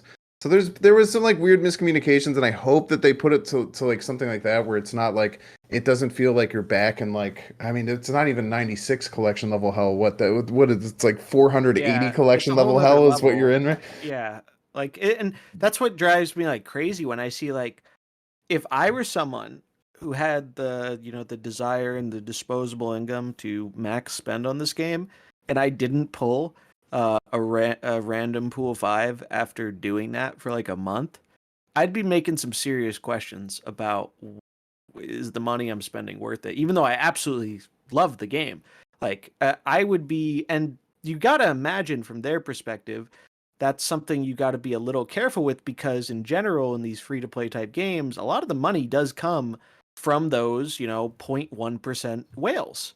Like and statistically, this is true with like most mobile games. It's a very small percentage of the population that's spending a lot of money on the game, and you got to make it feel worth it while also making, balancing and making it feel good for the pass only and the free to play people too. And it's a tricky balancing act, but I really am glad that you mentioned the it feels a little bit like Nexus events, because it's obviously not as bad, right? Like Nexus events were really, really kind of not even straddling the line of pay to win. It just felt very pay to win. And I think this system is less so. It's not like as bad, but at the same time, the thing that I draw the comparison to are the rates. The rates and the percentages remind me of that. And they were really outrageous then, and there was understandable backlash, and they changed stuff. And I think, in my opinion, if they don't figure out a good rotation system, or they don't alter getting tokens easier or stuff like that, I think you're going to be seeing a very similar backlash once the majority of people who started on launch finish pool 3. So I think it's not even like a question of like that rotation. It needs to be happening at the latest by the time these players are about to move out of pool 3, because otherwise I think you're going to have a very angry player base, and I think you're going to have a lot of people viewing that as an exit point where it's like, well, I've had a lot of fun with the game, but now it's feeling like I can't get outside of the battle pass these new cards that I'm really interested in. And Snap's really the only game that does something like this, and it's a very bold idea, where in every other card game, pretty much ever, the cycle of, they make cards, they hype people up on the cards, they release the cards, people buy the cards, rinse and repeat. And it just doesn't really work that way with new cards in Snap right now. And that's something we see a lot of contention on. And I'm very curious if in the long term we're going to see the developers or the community cave first on, who blinks first in this game of chicken. Because it's a bold move to try something like that, because you need your new cards to sell, right? Like to continue the making of the game. But how do you hype people up about new cards that they might not be able to play with for a month, 2 months, 3 months, however long? And then when it is time for them to get those cards, there's a new flavor of the month. There's a new hot thing right off the press. So to answer your question unironically, I think the answer to that is the battle pass. And I hate to keep coming back to Zabu, but like let's look at the cards they've released objectively. Okay? Mm-hmm. Zabu is an order of magnitude more terrifying than anything that got released directly into Pool 5.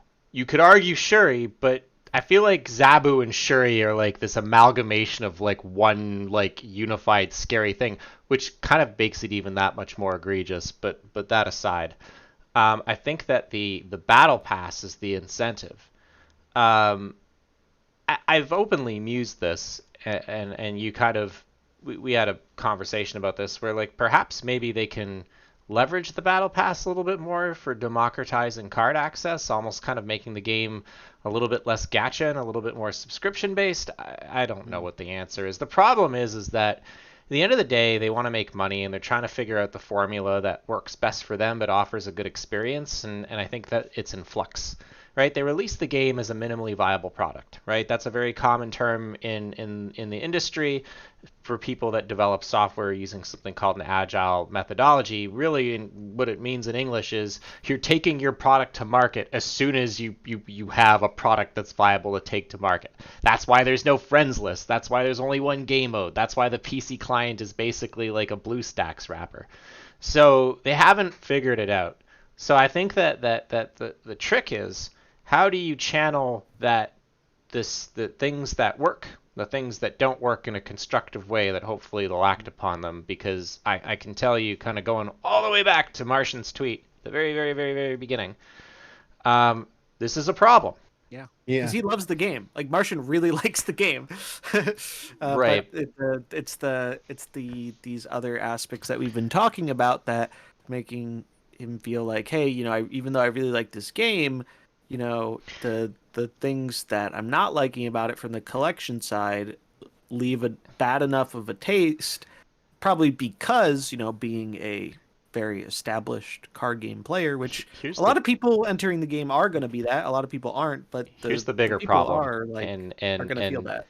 yeah, and here's the bigger problem, and I apologize in advance. So, Binks, I said in your chat last week, or I don't remember when, a couple of nights ago, that I'm inherently a negative person. I recognize this is something that I need to improve upon, but Was it my wholesome rant? Yeah, My yeah, wholesome yeah. rant? Yeah. Well, but like I'm self-aware enough, but I do see the glass as half empty. But here's my half-empty take on Zabu in this conversation. Here we have a cool card that is going to shake the foundation of the game in a fundamental and meaningful way, and we're right back talking about the accessibility issues, the limitations, the collection system, instead of the cool things that the card will do. It's not what the card will do to the game, but how people are going to react to how they feel about the card and the adjoining cards. The fact that the conversation keeps getting pulled into that orbit is worrisome. I just want to say that I'm not putting the default art up on the screen. I have the Dan Hip variant. I swear they better put this as the variant in the battle pass, or I will be very upset. This is such a good card art. But now they can't let you off that easy. Getting them Hip. Yeah, they're gonna take 1,200 of my gold for the Dan Hip variant. But that's the thing, right? Like I worry about that because I don't want to have this conversation anymore. But I feel like it's the derpy tiger in the room or the elephant in the room, right? That keeps it's not going away. That's why I Yeah. said the chicken thing. It's not going away until one side caves, and that's why I'm very curious to see how like steadfast. Yes, the stickers. I love it. The Dan Hip stickers. Too good, dude. That was great. I seldom watch YouTube content, ironically, because I prefer the Twitch stuff. But you better believe I watched your opening of those Dan Hip stickers because they were just too cool looking. But no, and I've heard other content creators, streamers, and stuff talk about this a bunch too, because you can't avoid it. And I feel like I have a little bit of experience in this realm in terms of accessibility because the game I moved away from. Essentially, one of the main reasons it died was, in my opinion, was a lack of accessibility.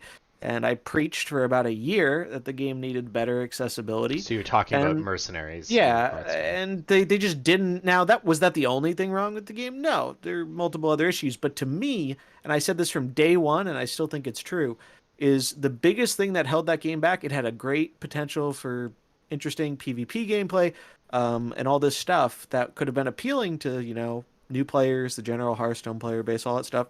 But they locked it behind such a huge accessibility wall, and it wasn't something that was insurmountable or even luck-based necessarily, because you could grind it out and whatever.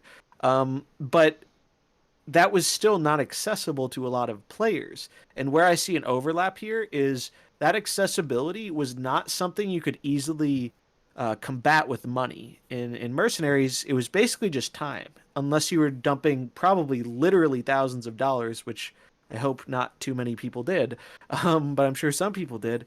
But you couldn't easily like most games, they let you choose kind of. You're paying for this with some money, or you're paying for it with your time. Like every free-to-play game has something like that. And when it doesn't feel like there's a good way to get what I want with either a lot of time or a decent amount of money, I think that really pushes those accessibility issues. And it's a very big problem because then you see that. Then what I saw was you don't get as many new people, and then eventually you start bleeding long-term people if these things don't change. Now, I'm much more hopeful for Snap because I think the developers have shown that they have a willingness to change things, listen to feedback, and have been notably much, much better about that. So I have confidence that I think the game is going to change and improve a lot over this coming year. And I think that I like the way you brought it up, Blue, with the minimal viable product. Like, there's a lot of this stuff that feels not fully realized, right? And then I think it's also important to remember that, like, this is a startup company, right? Like, this isn't Blizzard, this isn't Riot, this isn't one of these really, really big companies. This is kind of their first run at doing something as a smaller independent company. So you're gonna have, bumps on the road. You're gonna have, and we saw some of that in the beta.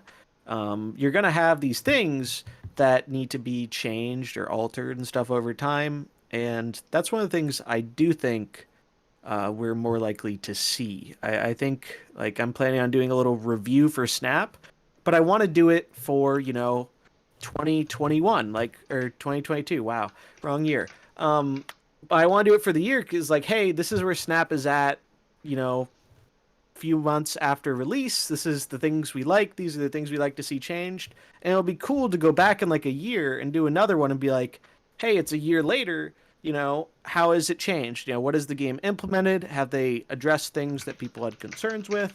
That kind of stuff. And I think this is going to be a very interesting game to do that because they have said this is a game they want to be around for the next 10 plus years. They're in it for the long haul because a lot of people questioned that when Nexus events were happening in the beta. They're like, oh, are you guys just going for that quick mobile cash grab? And they've come out and said, like, I was so scared. Were you guys scared when the Nexus events? I thought the game was dead. Quit. I was so scared, dude. I was so scared. I was like, man, that is a good content thing going, and then it turns into a freaking gotcha, dude. Yeah, like game wasn't on my radar when that happened. I heard zombies talking about it a little bit, and and then there's a car with my girlfriend. She's just like, "Why are you so sad?" I was like, "Dude, we're in the game." It's scary as a content creator because, like, the popular term is influencer, right? But, like, you only have so much influence. There's only so much you can say that has a direct impact on the game. I feel like we more have an impact on, like, the community and goings on and stuff rather than, like, the actual, hey, this is getting changed in the game, which is probably how it should be, frankly. Like, because a lot, if they're listening to every person with a webcam and a microphone, that might not go so great.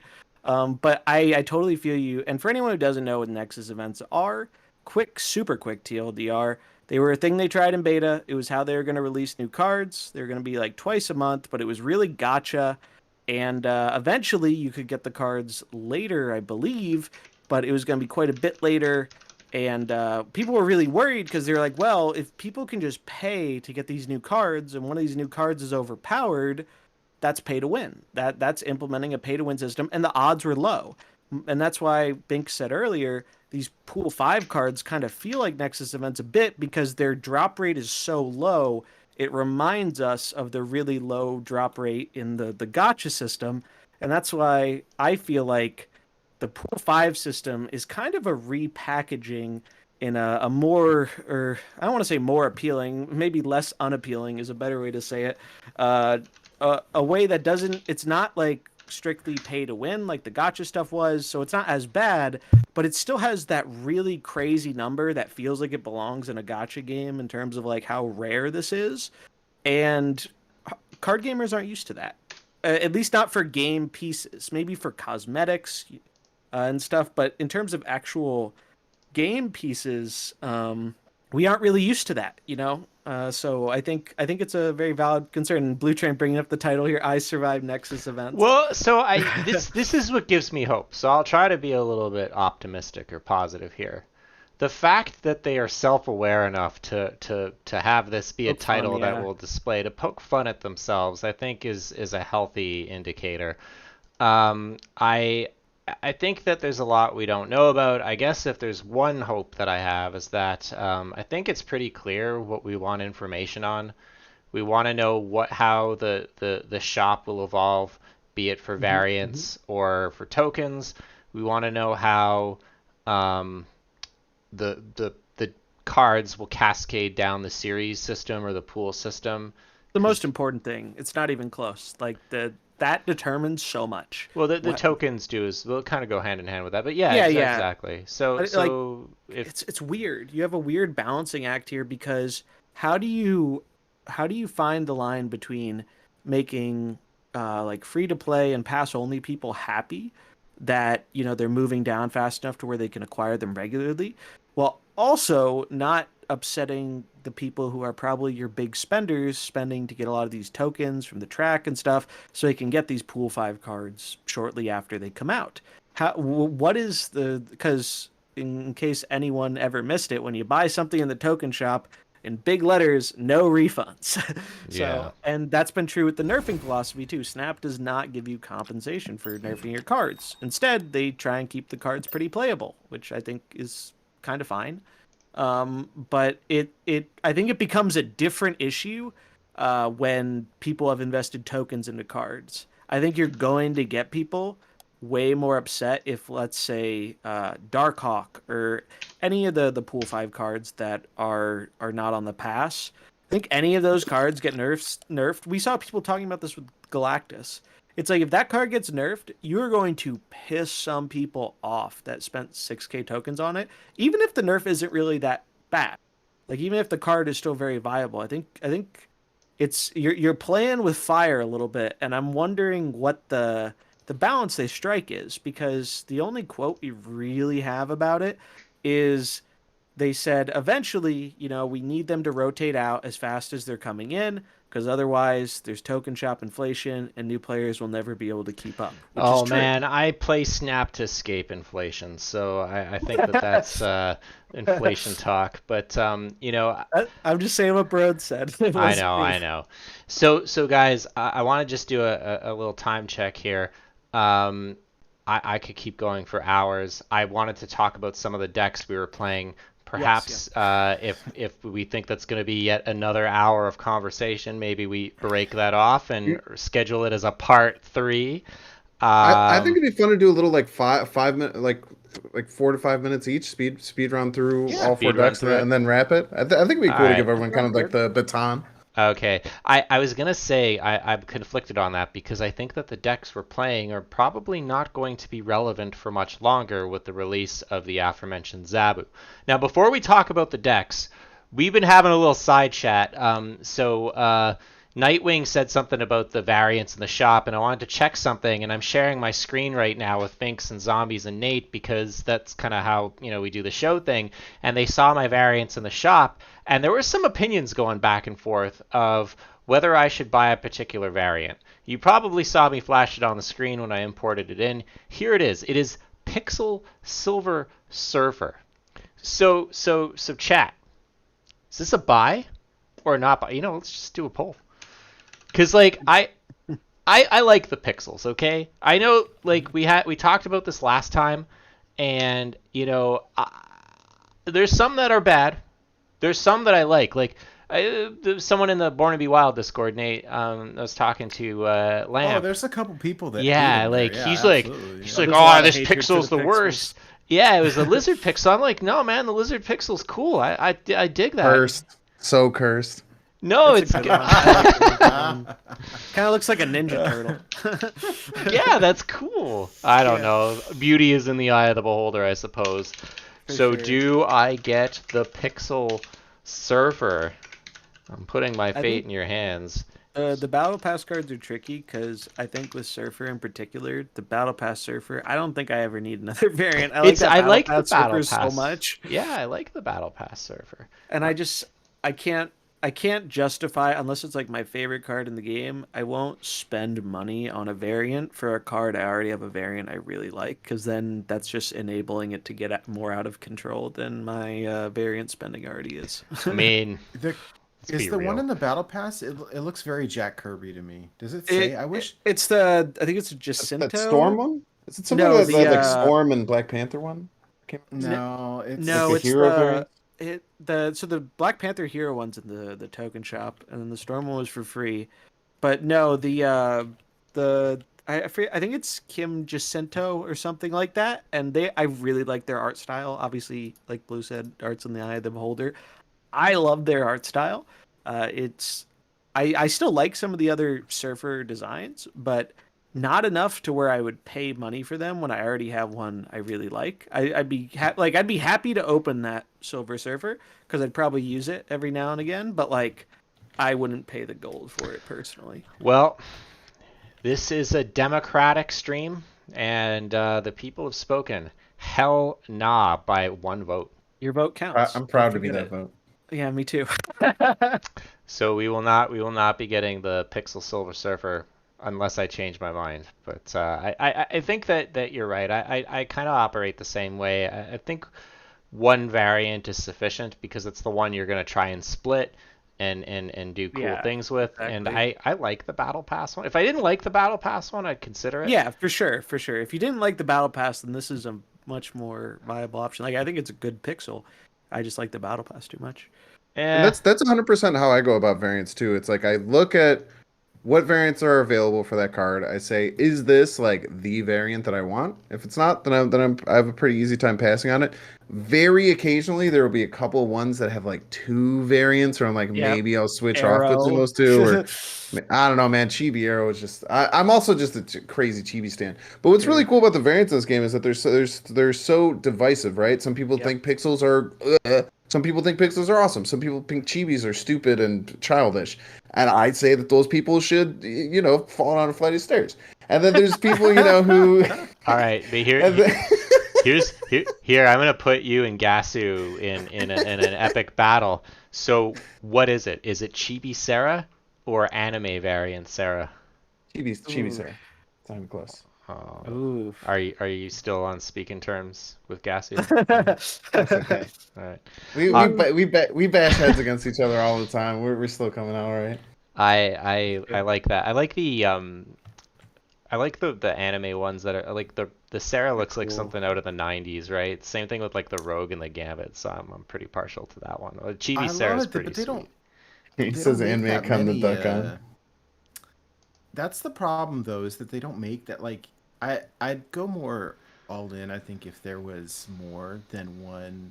Like, there's such a small pool of variants outside of like the chibi ones and the Well, there's a pixel for like everyone. You mean right? the Well, there's the styles, pixels. though, right? Because we talked about this before, Nate. Like, you want to bling out a deck in a certain style, and aside from Pixel and to a lesser extent Chibi, And some of Dan these Hip, arts only have a few. Yeah, Dan Hip too. Those are like the big 3, right? Like they have a lot the of rest- variants. Fabiano's is But getting if- pretty big too, and his are cracked. Yeah, it's true. Fabiano's good ones. Really good I ones. really like Nate and I like this one particular artist. I probably am butchering the name, Luca Cloretti. That's Yeah, one of the Lucas are good. yeah, too. those are my favorite. Like the Cosmo with the space bone, and then they've got the goose that's kind of sitting there perched, and then the blade. Blade's awesome. Those ones are my favorite. Yeah. Yeah, they have just so much good artist talent on this game. That's one thing. Like, I am no stranger to spending money on cosmetics, and this game checks the right boxes for me. Like in terms of like cool looking art, and then the fact that you like can split it, get these other neat effects and stuff. I think that really adds to the like. To me, that is the unique collection aspect of it. I don't think you need to artificially make some of these cards so rare. I think if the actual goal was just people having a unique collection, I think you've already kind of accomplished that between random variants and how you upgrade your cards with splits. Like, I think that on its own is making everyone's collection a bit unique. So I don't think you need all this stuff. But I also think the reason they're doing this stuff isn't purely because of that philosophy. It's also because it is potentially a reasonably smart business decision. Now, whether it is or not, that's kind of a bit above my my college degree, but I'm no games working person. But it's interesting because I think a point, people are like, oh, they want to be like collecting cards was in the 90s. Well, I hate to break it to anyone who's not aware, but we don't live in the 90s anymore. The 90s was an era where the internet was not really a big thing yet. This is BS. I played Magic in the 90s. I'm gonna out how old I am right now, probably by saying this. When what they called Type 2 back then, which is called Standard now, became a thing. you think that we You went still in net with deck, yeah, like it was still yeah, a like thing. we went It to was like still a thing. BBS boards, we read the Duelist magazine, we had 4-ofs in our decks. Like I mean, like people were playing refined Magic decks by 94, 95 it was like, gloves were off. So that whole like Yeah. that whole bygone era of like the playground style, I don't know. I never lived It's it. true for like when you're a little kid. It's not really specific to an era per So se. they're trying Like to for me, recapture the whimsy of childhood. yeah, and that's a very lucrative thing to do. Nostalgia is a big money maker, right? Like I remember That's you said, true. Nate, you like the The rainbow foil effect on the ones. thing because Yeah, it yeah, yeah. reminds you of like the collecting the foil Marvel cards as a kid. Like that nostalgia is a hell of a drug.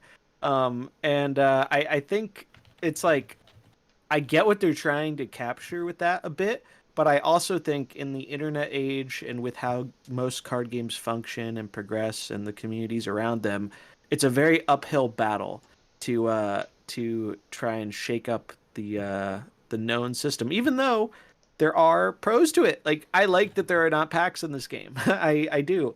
And I remember when you started Blue, I complained about some of this stuff to you, and it's funny seeing how as you've progressed through the pools a bit, some of your perspectives on things have changed. Because I remember one of the first things you said to me, you were probably still in pool one or something, was, you know, people hate on getting these cards randomly or something, but getting that pop up out of the box is kind of keeping me logging in and playing every day. And I'm like, for now, Yeah. for now, you just wait. And I think that's what a lot of content creators, me, Banks, a bunch of other people are trying to find a nice way to say is that like you guys are going to experience the stuff we like talk about. It's just like it doesn't get personal for you until you get there, and we're trying to like make it so hopefully you don't have to deal with the same thing, right? Like hopefully it gets better before you get there, kind of like the token shop. Like I was saying, the big thing about the token shop was making that arrive as people were getting into pool 3, and I think they were ever so slightly behind that, but not much behind it. I think they timed it rather well because it alleviated a problem people had previously had in pool 3 while people were just kind of entering it, which is great. So I could go down this rabbit hole about talking about the collection system again, but I'm gonna invoke my moderator card here. I apologize. I do want to get through these decks, as Big said, speed run them. But perhaps this just pretends to the fact that we're just trying to cram so much in a limited session. So maybe we'll have to talk offline about what we can do to keep the conversation going in another capacity. Yeah, So, it's hard to fit it all. yeah, it really is. So I appreciate y'all bearing with me. Okay, so what we want to do before we end is we're going to do a quick review of some of the decks that we've been playing in this current season, the Silver Surfer season. I don't know how else to describe it. Season 7, 6, 7? I don't know. Anyways, I don't keep track of the seasons. These decks will probably change in terms of power level or viability after the new season drops on January 2nd, I believe. So just keep that in mind if you're listening to this after, if you're not listening to it live. So, Banks, I'm going to throw up a deck that you sent to me that you've played. Can you hit me with Rude Ramp? Rude Ramp. Rude Ramp. Should be, if you scroll down, should be the next one. Oh, never mind. That's fine. We'll do one of these. Let's do Greed then, because I think Greed's really fun to talk about. Okay. Rude Ramp is. I released a video on Rude Ramp today. It's a very, very mean deck, which essentially. Can you send me that one again? Because I might have missed that. Yeah. If you just scroll up, actually, if you keep I'm scrolling up. Furiously scrolling.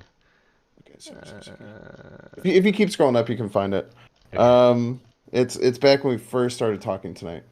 When we started sending. It's on Twitter. I'll get it for you. I'll find it. Yeah.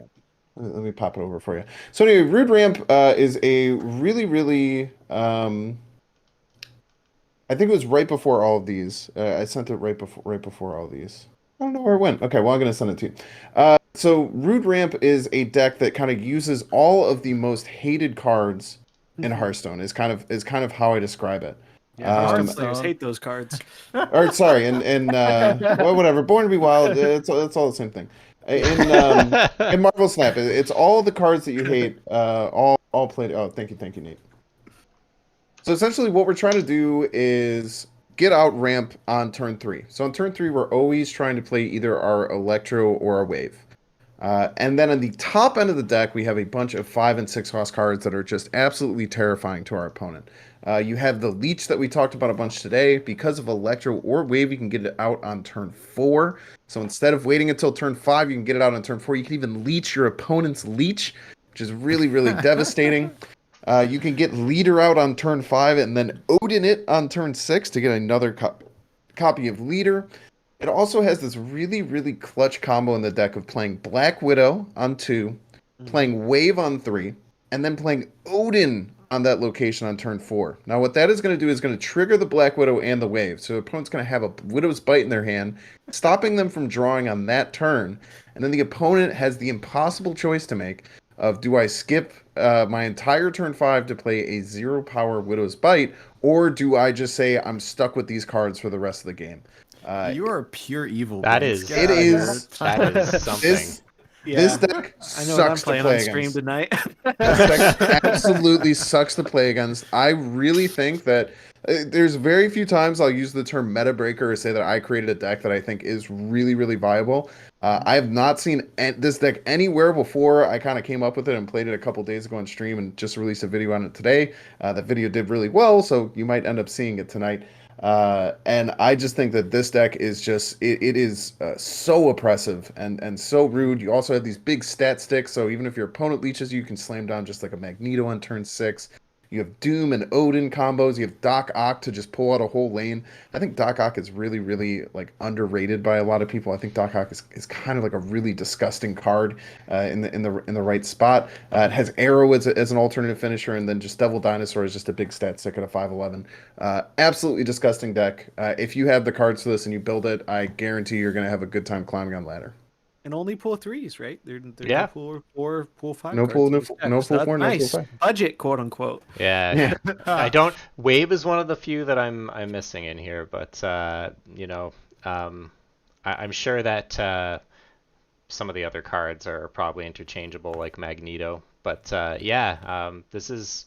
I think what you say about Doc Ock is true. It's a card that I've been. True. I wrote off initially, but have been ruined by. So It's that hit or miss. Like it's like it's feast or famine. I find you're either ripping their Shang-Chi or you're just pulling like all the stuff they want to keep in hand, like their Surfer or other stuff. Like it's really feast or famine kind of card, but it's so sick when it works. Yeah, and someone mentioned it's not going to work tonight because the hot location just came, where you can only you have to play like your Just second ignore card that. in the turn Just to ignore play. the lane. Ignore that, yeah. Just doom that lane. Just doom that lane. Easy peasy. Yeah, just ignore So it. this is another deck that you sent that really caught my eye, which is a very greedy Silver Surfer deck that's running some interesting cards at the top. Yeah, I love this deck. So this deck, you're gonna lose a lot with this deck, but you just have to you just have to retreat at the right times, because when you hit the Tactical nuts with retreat. this, I don't know if there's many other decks that can keep up with the power output of this deck. It's absolutely disgusting. The god line that you can get with this deck is to play Wave on 3. On turns 4 and 5, you play Magic and Sarah. Doesn't matter which combination you do. So you get out your Magic and you get out your Sarah, so you're going to extend the game to turn 7, and all of your cards are going to cost 1 less. As you notice looking at the deck, there are 9 3-cost cards in the deck, which is crazy. So on turn 6, you're going to play 3 of those 3-cost cards. So you're basically going to fill your board with those 3-cost cards. And then on the very last turn, you get to finish it with the amazing combo of Wong, Mystique, Silver Surfer all on the same turn. Now, whatever lane that you play that in is going to get the plus 12 because the Mystique's going to take the hit. All the rest of the cards are going to get plus 12. The power output on this deck is insane when it fully works. You can also find cheeky ways to get like some other wins with this deck, where, sometimes you're going to wave into Sarah, and then on that Sarah, you hit a Mystique on turn 5, and then all of your 3-cost cards play 1, and you can play 5, sometimes even 6 3-cost cards on the very last turn of the game. Yeesh. Really, really cool, really, really fun deck. It's tough to pilot. You're gonna brick a lot, but it's still, a Surfer deck. You can still make some things happen. But it's Hey, really, really fun when it high rolls. Banks, I have a question. Yeah. Do you think that with all these 3 drops and it being such a heavy deck, do you think that having a consistent turn 2 play would be the extra thing to just get it over the hump? He Nah. really wants you to I run hate Domino, dude. Domino is one of the biggest noob traps in the game. I didn't say Domino. How did you know I was going to say Domino? For all you know, I was going to say Lizard.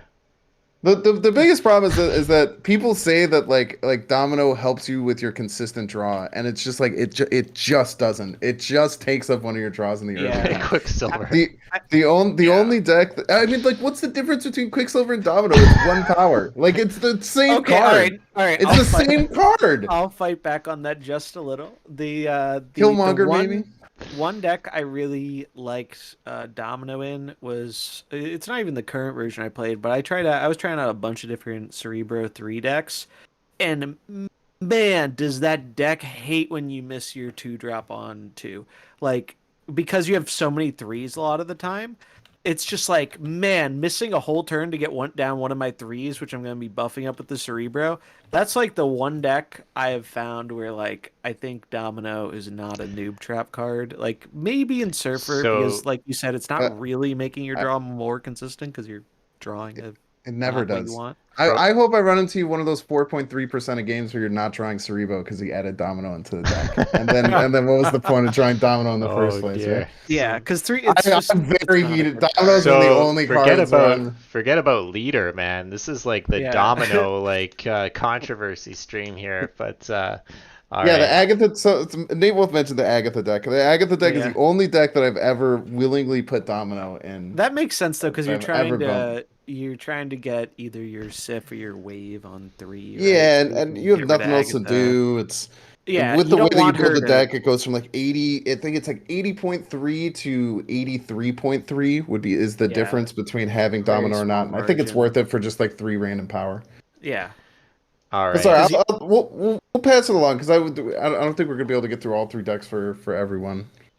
I'm not gonna lie, I kind of gotta go. So let's see.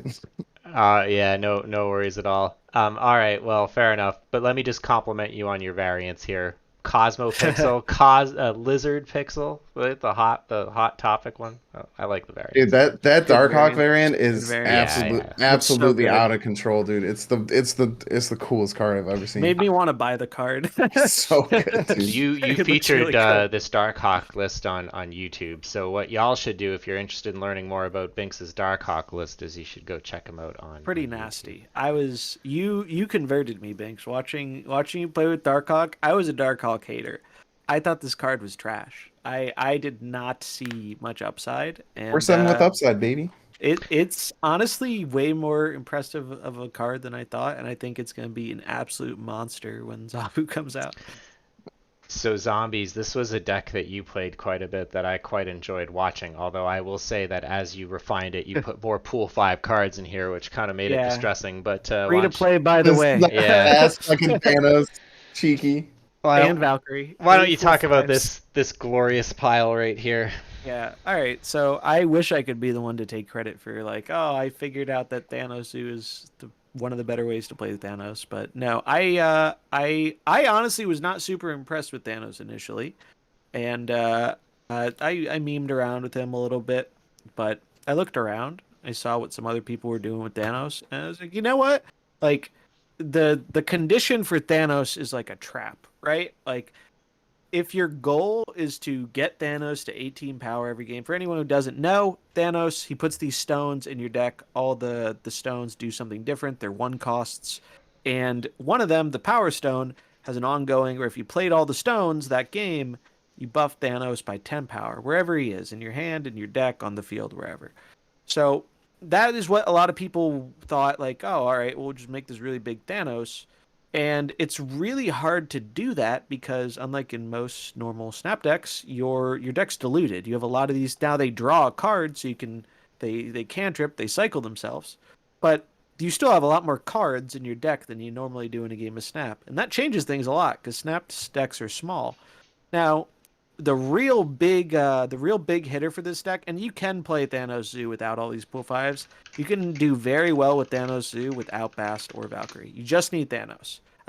Before I had Bast or Valkyrie, I played this deck. I still did well with it. Oh, but so those two really amplify the power. They're super sweet. Yeah. So I think basically the big power of this deck is Quinjet. Quinjet is a really busted card when you have a lot of good 1-drops that cycle themselves, give a powerful effect, and don't cost any energy. It's kind of absurd, actually, how good the stones are.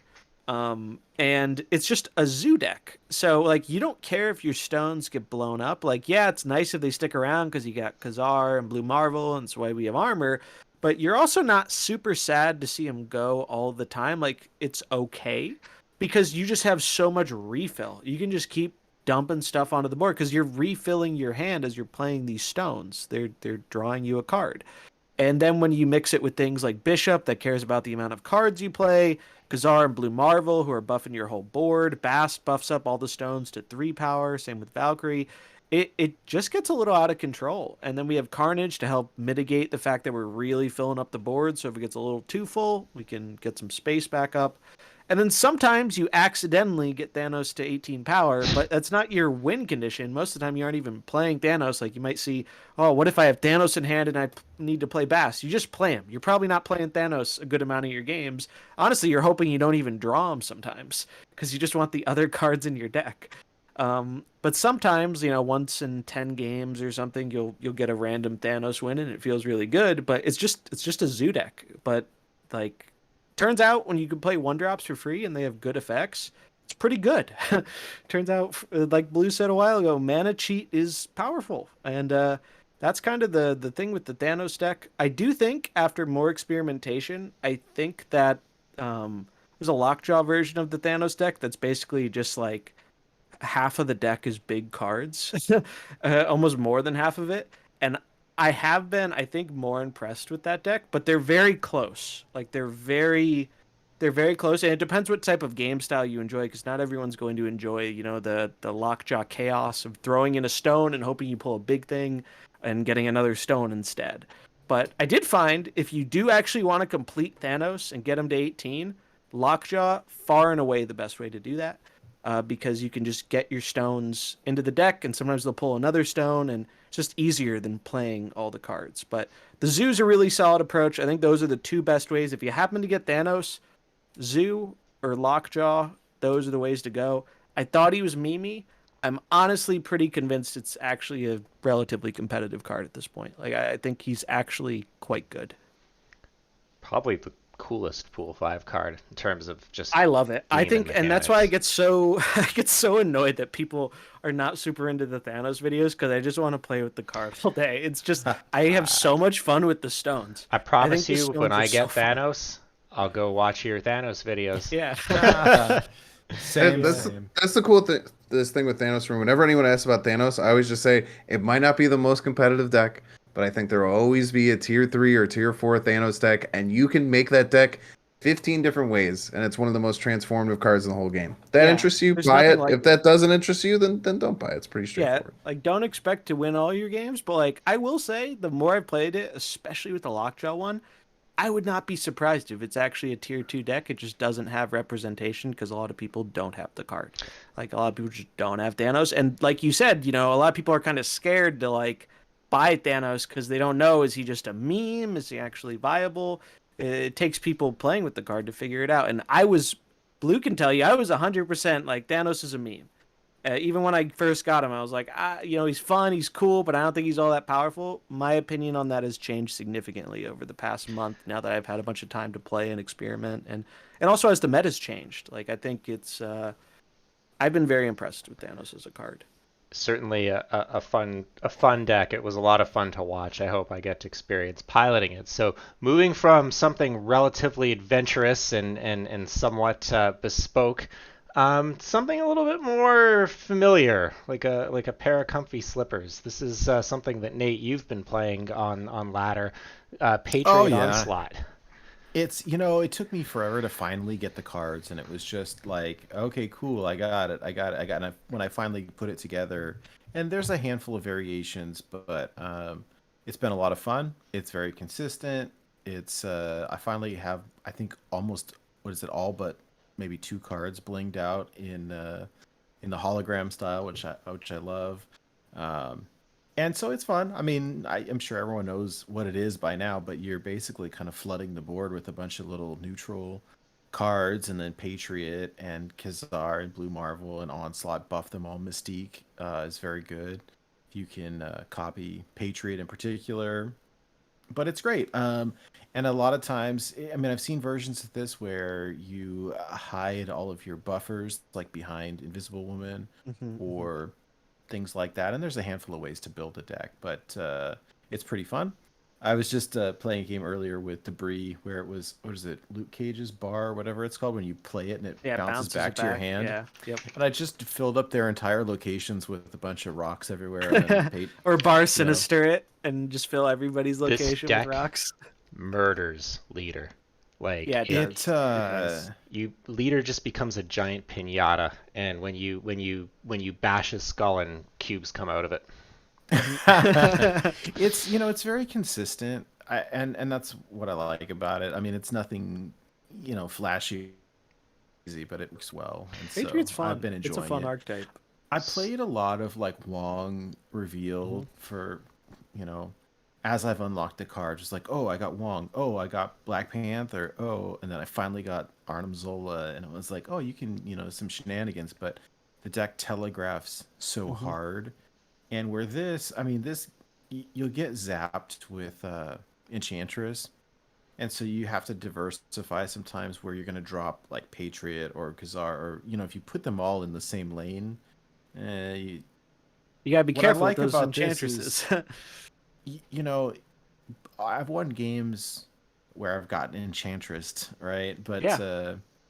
Invisible Woman's a good tech if you feel like He's real good. Enchantress is Also, sorry to interrupt, but I will say, get Mr. Sinister the hell out of there. I that is the one card I will die on the hill of. That is the biggest bait include in Patriot. yeah, it hasn't been very good. I think It's before never that- very good. It's a bad card because think about what you're getting for it. You're getting two bodies. Only one of those gets buffed by your Patriot. Strictly better. It is a pool 3 card, so may or may not have it yet. But in my opinion, Mysterio is a strictly better card for Patriot. Oh, It gives you yeah. 2 empty bodies that you get buffed by For the Patriot Brood. and a 4. The 4 on its own is already, you know, all of Mr. Sinister's normal power and only 2 less than he would be if you had the Patriot boost. And then you're getting 4 more if you have Patriot because you're getting the 2 little. The only thing you have to worry about occasionally is board space if you're an Ultron. But like either Mysterio, Invisible Woman, or I mean, probably not an Onslaught version. But I tell some people sometimes like just run another textless card. Like I'm like Bynx with Domino here on this one. Mr. Sinister is the biggest bait card in Patriot, and it's the first cut every time. I like Invisible Woman. I think that's She's good, I yeah. think especially I suspect, I could be wrong, that we're going to be seeing more Enchantress on ladder. So if this is something that you're interested in playing, it's a 2 cost. It's a nice sub in. It kind of hides things, like it'll make sure that your Ultron goes last, and you know Killmonger kind of one shotting this deck. That's an important potential slot in. I don't have Invisible Woman yet. I've tried Cyclops. Cyclops works okay. He's Brood fine. works really well. Brood's good. Oh yeah, Brood. I'd say I'd put in Brood over Mr. Sinister for sure. Yeah, I'll swap them out. But it's been fun. And then I was playing blues and safeties, kind of. Patriot Surfer, right? Yeah, basically. Yeah. So That deck and so looks cool. It actually plays very similar, but so you know, you do the same kind of deal, but with Mystique you can either copy Patriot, you can also copy Iron Man, so Sarah, you know, on 5 into like an Iron Man Mystique or whatever. Cosmo's got a lot of utility.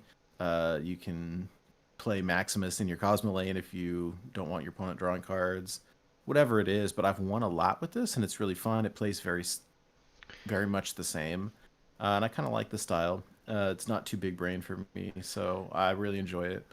This was Safety Blade's deck. He had Wasp instead of Squirrel Girl and Blue Marvel instead of Sarah. I took out Blue Marvel for Sarah because I felt like it was pretty heavy on the top, and I really, really like Sarah. And I put Squirrel Girl in instead of Wasp because I don't own Wasp. However, Oh, Squirrel Girl has been really good, and I don't think I would change it for Wasp because it lets you get into those places that you can normally not access, like, you know, storm lanes or lanes that you could never play cards in. It helps you go wide a little bit, which the deck kind of lacks with the changes. I like it because while this feels like two ideas kind of sandwiched together, it doesn't feel forced or disjointed. A lot of the 3-cost cards that work in Patriot, like Mystique and well, Patriot, go really well with Silver Surfer. You have Brood. This has been a really good performer. And like one of the things that I really like doing with Sarah is you can play things like Iron Man and Mystique on turn 6. You know, you can go really tall or you can go wide. It works quite well. I'd like to get more data on it, but I think this deck's legit. And A lot better it, than the 1.0 version, right?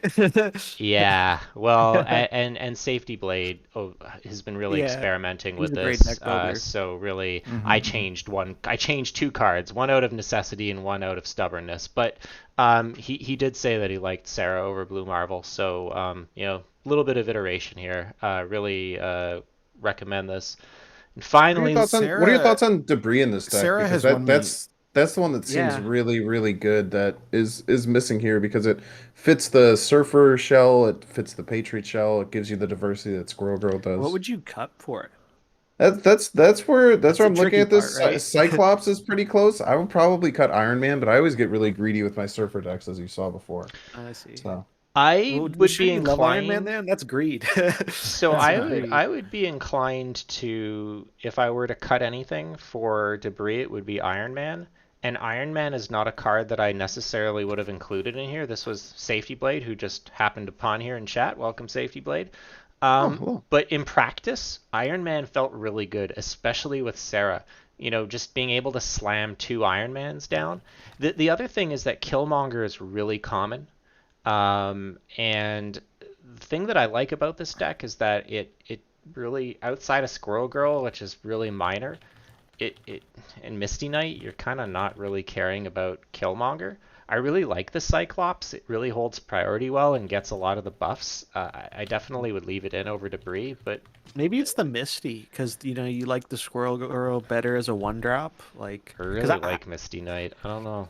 it's tough. It's tough because you want there to be enough things for the Patriot to get value, but the Maybe Surfer it's- too. Maybe it's Maximus. I mean, I think that the thing is that, and in the last deck, Maximus and is busted with Sarah. yeah, the thing is And that Cosmo. yeah. So the thing that really went from struggling with these types of decks to performing really well was understanding how important it is to hold priority in certain situations by recognizing the decks I'm playing against and being able to proactively play Cosmo, like flip Cosmo before your opponent flips, generally is the difference between winning and losing games. soul crushing, For Maximus soul crushing play. Maximus, like Maximus and Cosmo are like peanut butter and jelly. Maximus lets you flip Cosmo first, or if Cosmo's down, it lets you play Maximus without the downside. They go really well together, and it's just like a stat bomb. I don't know, but definitely Debris would be a consideration. Maybe that's something I should be thinking about experimenting with. And last but not least, very boring but very solid, just a regular kind of Sarah deck that you've probably seen featured elsewhere. I kind of came to this one through just lots of blood, sweat, and tears on ladder. Very similar. You have overstated 3 costs to hold priority, so you can proactively play your Cosmo. A lot of lists are cutting the Lizard and running another 3-drop here. I don't like that. I like Lizard. Lizard helps you kind of establish that priority early on. And the reason why I've... Goose too. Yeah, Goose is okay. The thing here is that I really want a turn 2 play, and I don't want to play Domino. So you'll be pleased to know, Bynx, that I would never play Domino in a deck like this. But I do want a turn 2 play, whether it's Forge or Goose or Lizard, preferably Lizard. I feel like this is a little bit lower to the ground, a little bit better. I don't think it really matters a whole lot. And then, you know, on Sarah, turn 5, play 3 3s on 6. because they cost 2, and then buff them with Surfer, and away you go. I think this is really good. Maybe you take out the Goose or the Lizard for another 3-drop, but pretty standard stuff. I think that you're going to be seeing a lot of these types of decks on ladder because they don't have pool 5 cards, and for people who are just getting into the pool 3 cards, a little bit more accessible. Sub for Polaris, I know that you're joking, but any relatively decent 3 cost would be fine. We were talking about Debris before, that could work. Juggernaut, probably. I don't own Juggernaut. Juggernaut's fantastic in Surfer, especially if you're running Storm. I'm a big stand for Juggernaut in Juggernaut Surfer decks. could be really Does good. work. Yeah, you could run Juggernaut. Kingpin Polaris is a really nasty package in Sarah decks. True. So just Buff quality Kingpin. 3-drops. The only cards in this deck that I would say are not replaceable are Sarah and Brood. I think you'll hurt, and obviously Silver Surfer. Yeah. You'll hurt without Maximus, but you can do it without Maximus. You can get by. But Brood just turns the Surfer into such a better deck because nothing else puts bodies like that on the board. And if you happen to find it, Absorbing Man after Brood, kind of sweet. Because you can also do it with Surfer, you can do it with Brood, and it does give you 3-drops. It doesn't spawn copies of itself. It still spawns the Broodlings. So that's I think they are 3 power, but it still spawns the Broodlings. Forage already feels a bit situational in here, but it is such a power spike with Brood. I think having a conditional 4-drop might be a bit ambitious, but I do have Absorbing Man, so perhaps it's worth trying. But this is what I've been rocking. But in all fairness, I've been playing a lot more of the Patriot version. I find it just curves a lot more nicely, and is a little bit less vulnerable to those leech decks that are everywhere because you're proactively playing cards. So if they hit you with leech, you already have a sizable advantage on board, and sometimes you can still get there. So yeah, all right. We did it. We managed to go through our some of our decks, not all of them, in relatively short time. I'm going to go ahead and wrap because I think that Bynx and Zombies have other places to be. We've been going for a little less than 3 hours, which is insane. But I had a lot of fun. I really like talking Snap. Great. It was a lot of fun. I definitely want to. I'm trying to get back into the podcast scene stuff next month. Bringing back the show, and definitely going to have more of a Snap focus because that's the game that's occupying my time. So if you guys ever want to talk more Snap in the future, it's not going to be a weekly show. It's probably going to be like a monthly show, but we'll have to get some of y'all popping on sometime to talk more Snap because it's always fun. That's what I love about this game, and made a big difference for me from the beta to release, and I think that's why I've gotten so much more into it, because I can talk to people about the game and share that experience with other people. And I think that's what was missing for me in the beta, because I enjoyed the beta, but I wasn't as hooked as I am now, and it's purely because I can share this picture of me absolutely dunking on leader and get a bunch of other people who are like, yeah, take that leader. And it's just fun. It's just more fun. It's my favorite thing about card games is like interacting with people about them and stuff. Now, as for whether we're going to do this again, who knows? It was kind of a spur of the moment thing, so I appreciate y'all kind of just coming on. Wow, we had notice. A lot of people who popped out. Yeah, like 60 people here. Yeah, thank you. Clearly, people like hearing. I think Snap's got a lot of interest being generated, and I don't think it's just us that has Snap on the brain. So. Yeah, maybe we'll do it again, so we don't have to feel like we're compressing our conversation so much. But still, it was a lot of fun. Snap good, talk good. I love it. I like your idea of a YouTube poll, Nate. I'm gonna give my outro because I need to start my stream. I'm getting yelled at on my YouTube live chat. You don't know me? I'm Bynx. I play a lot of Marvel Snap. You can catch me on Twitch, Twitter, YouTube, and TikTok. I'm on TikTok as of yesterday. It's crazy. I'm zooming. I've never opened the TikTok app until yesterday, but now I have like 200 followers on there, which is really cool. But yeah, I believe the stream will go to me, but I'm gonna pop out from the stream and let everyone else do their little outro. Thanks so much for having me, y'all. It was really good to talk to you all. Yeah, it was a lot of fun, dude. Awesome having you here. Take Thanks. it easy. Have a good one. Night. Enjoy the stream. Let's see. Oh wow, it's 126. for the East Coasters, yeah, it's getting Yeah. on there. It's okay. I live during the night currently anyway, so. I think Bynx is still in the Ninja OBS. I'm gonna go ahead and Oh drop yeah. him. How do I do that actually? I think it's hang up. Ah, there we go. Yeah. There we go. His Ooh. camera was probably like playing tug of war with him as he Yeah, tries to open OBS. it gets angry because Yeah, it doesn't like having two inputs. yeah, webcams do not do double input. I ran into that issue when we were doing the first episode because I had my OBS open and I forgot, and it got angry because it wouldn't want to. Also, my capture card doesn't like it when I have like the software, and it's like a camera basically. It kind of fights for the priority also. But Zombies, if you want to do your outro there, by all means. Yeah, sure. If you don't happen to know who I am Zombies. I've been doing Marble Snap content for not quite as long. Switched over in the start of November from Mercenary stuff. Did that for like a year. Gave it the good old college try. Blizzard left a lot to be desired, so decided to move on to greener pastures, and I'm very glad that I did because surprisingly, it has been a very rewarding and enjoyable experience, which is not always the outcome when you switch games, especially from a game like Hearthstone, where people who watch Hearthstone usually aren't quite as keen on people switching to other games from what I've seen. So the Snap community is just really great. It was nice to get to chat with all you guys, and especially Bynx, because I've talked with Bynx before on like Discord and Twitter and stuff, but we've never actually like had a conversation. So it's cool because he's someone I respect a lot in the community, and like I remember seeing him start up and doing the grind, and I see a lot of the experience that I've like went through with all the mercenary stuff and now the Snap stuff. Like I know he knows that life. Like it's a very relatable grind, so it's super cool, and I'm super happy to see he's really popping off. Like the numbers for Snap kind of crazy.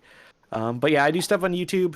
You can find me by the same name over on YouTube, on Twitch. So it's Zombies with an S on YouTube, Zombies with a Z on Twitch, because apparently it was taken on Twitch. Someday I'll be big enough to take it back, and then that'll probably cause some branding confusion, but we'll deal with that when it happens. But yeah, I've been streaming every day for the month of December, doing Snap every day, and I'm still not sick of it after like 500 hours. So that's something. That's a pretty big testament to the game, because let me tell you, if I had to stream Hearthstone every day for a month, I don't think my mental health could handle it. Well, we'll see if you're still feeling the same way about Snap once the honeymoon wears off. But it's good. It's good that you're enjoying it nonetheless. Yeah, I love it. Nate. Yeah. Hey, I'm excited to be here. You know what? I'm so used to like being in the pilot's chair. It's fun for me to sit back a little. Giving you the night off a little bit. I'm the one frantically like trying to make everything work here and doing a reasonably poor job at it. Hey, I know how great. that feels. It's nice to be the guest and not the host sometimes. Hey, I'm excited to be here with some great people talking about a really fun game. So thanks for having me.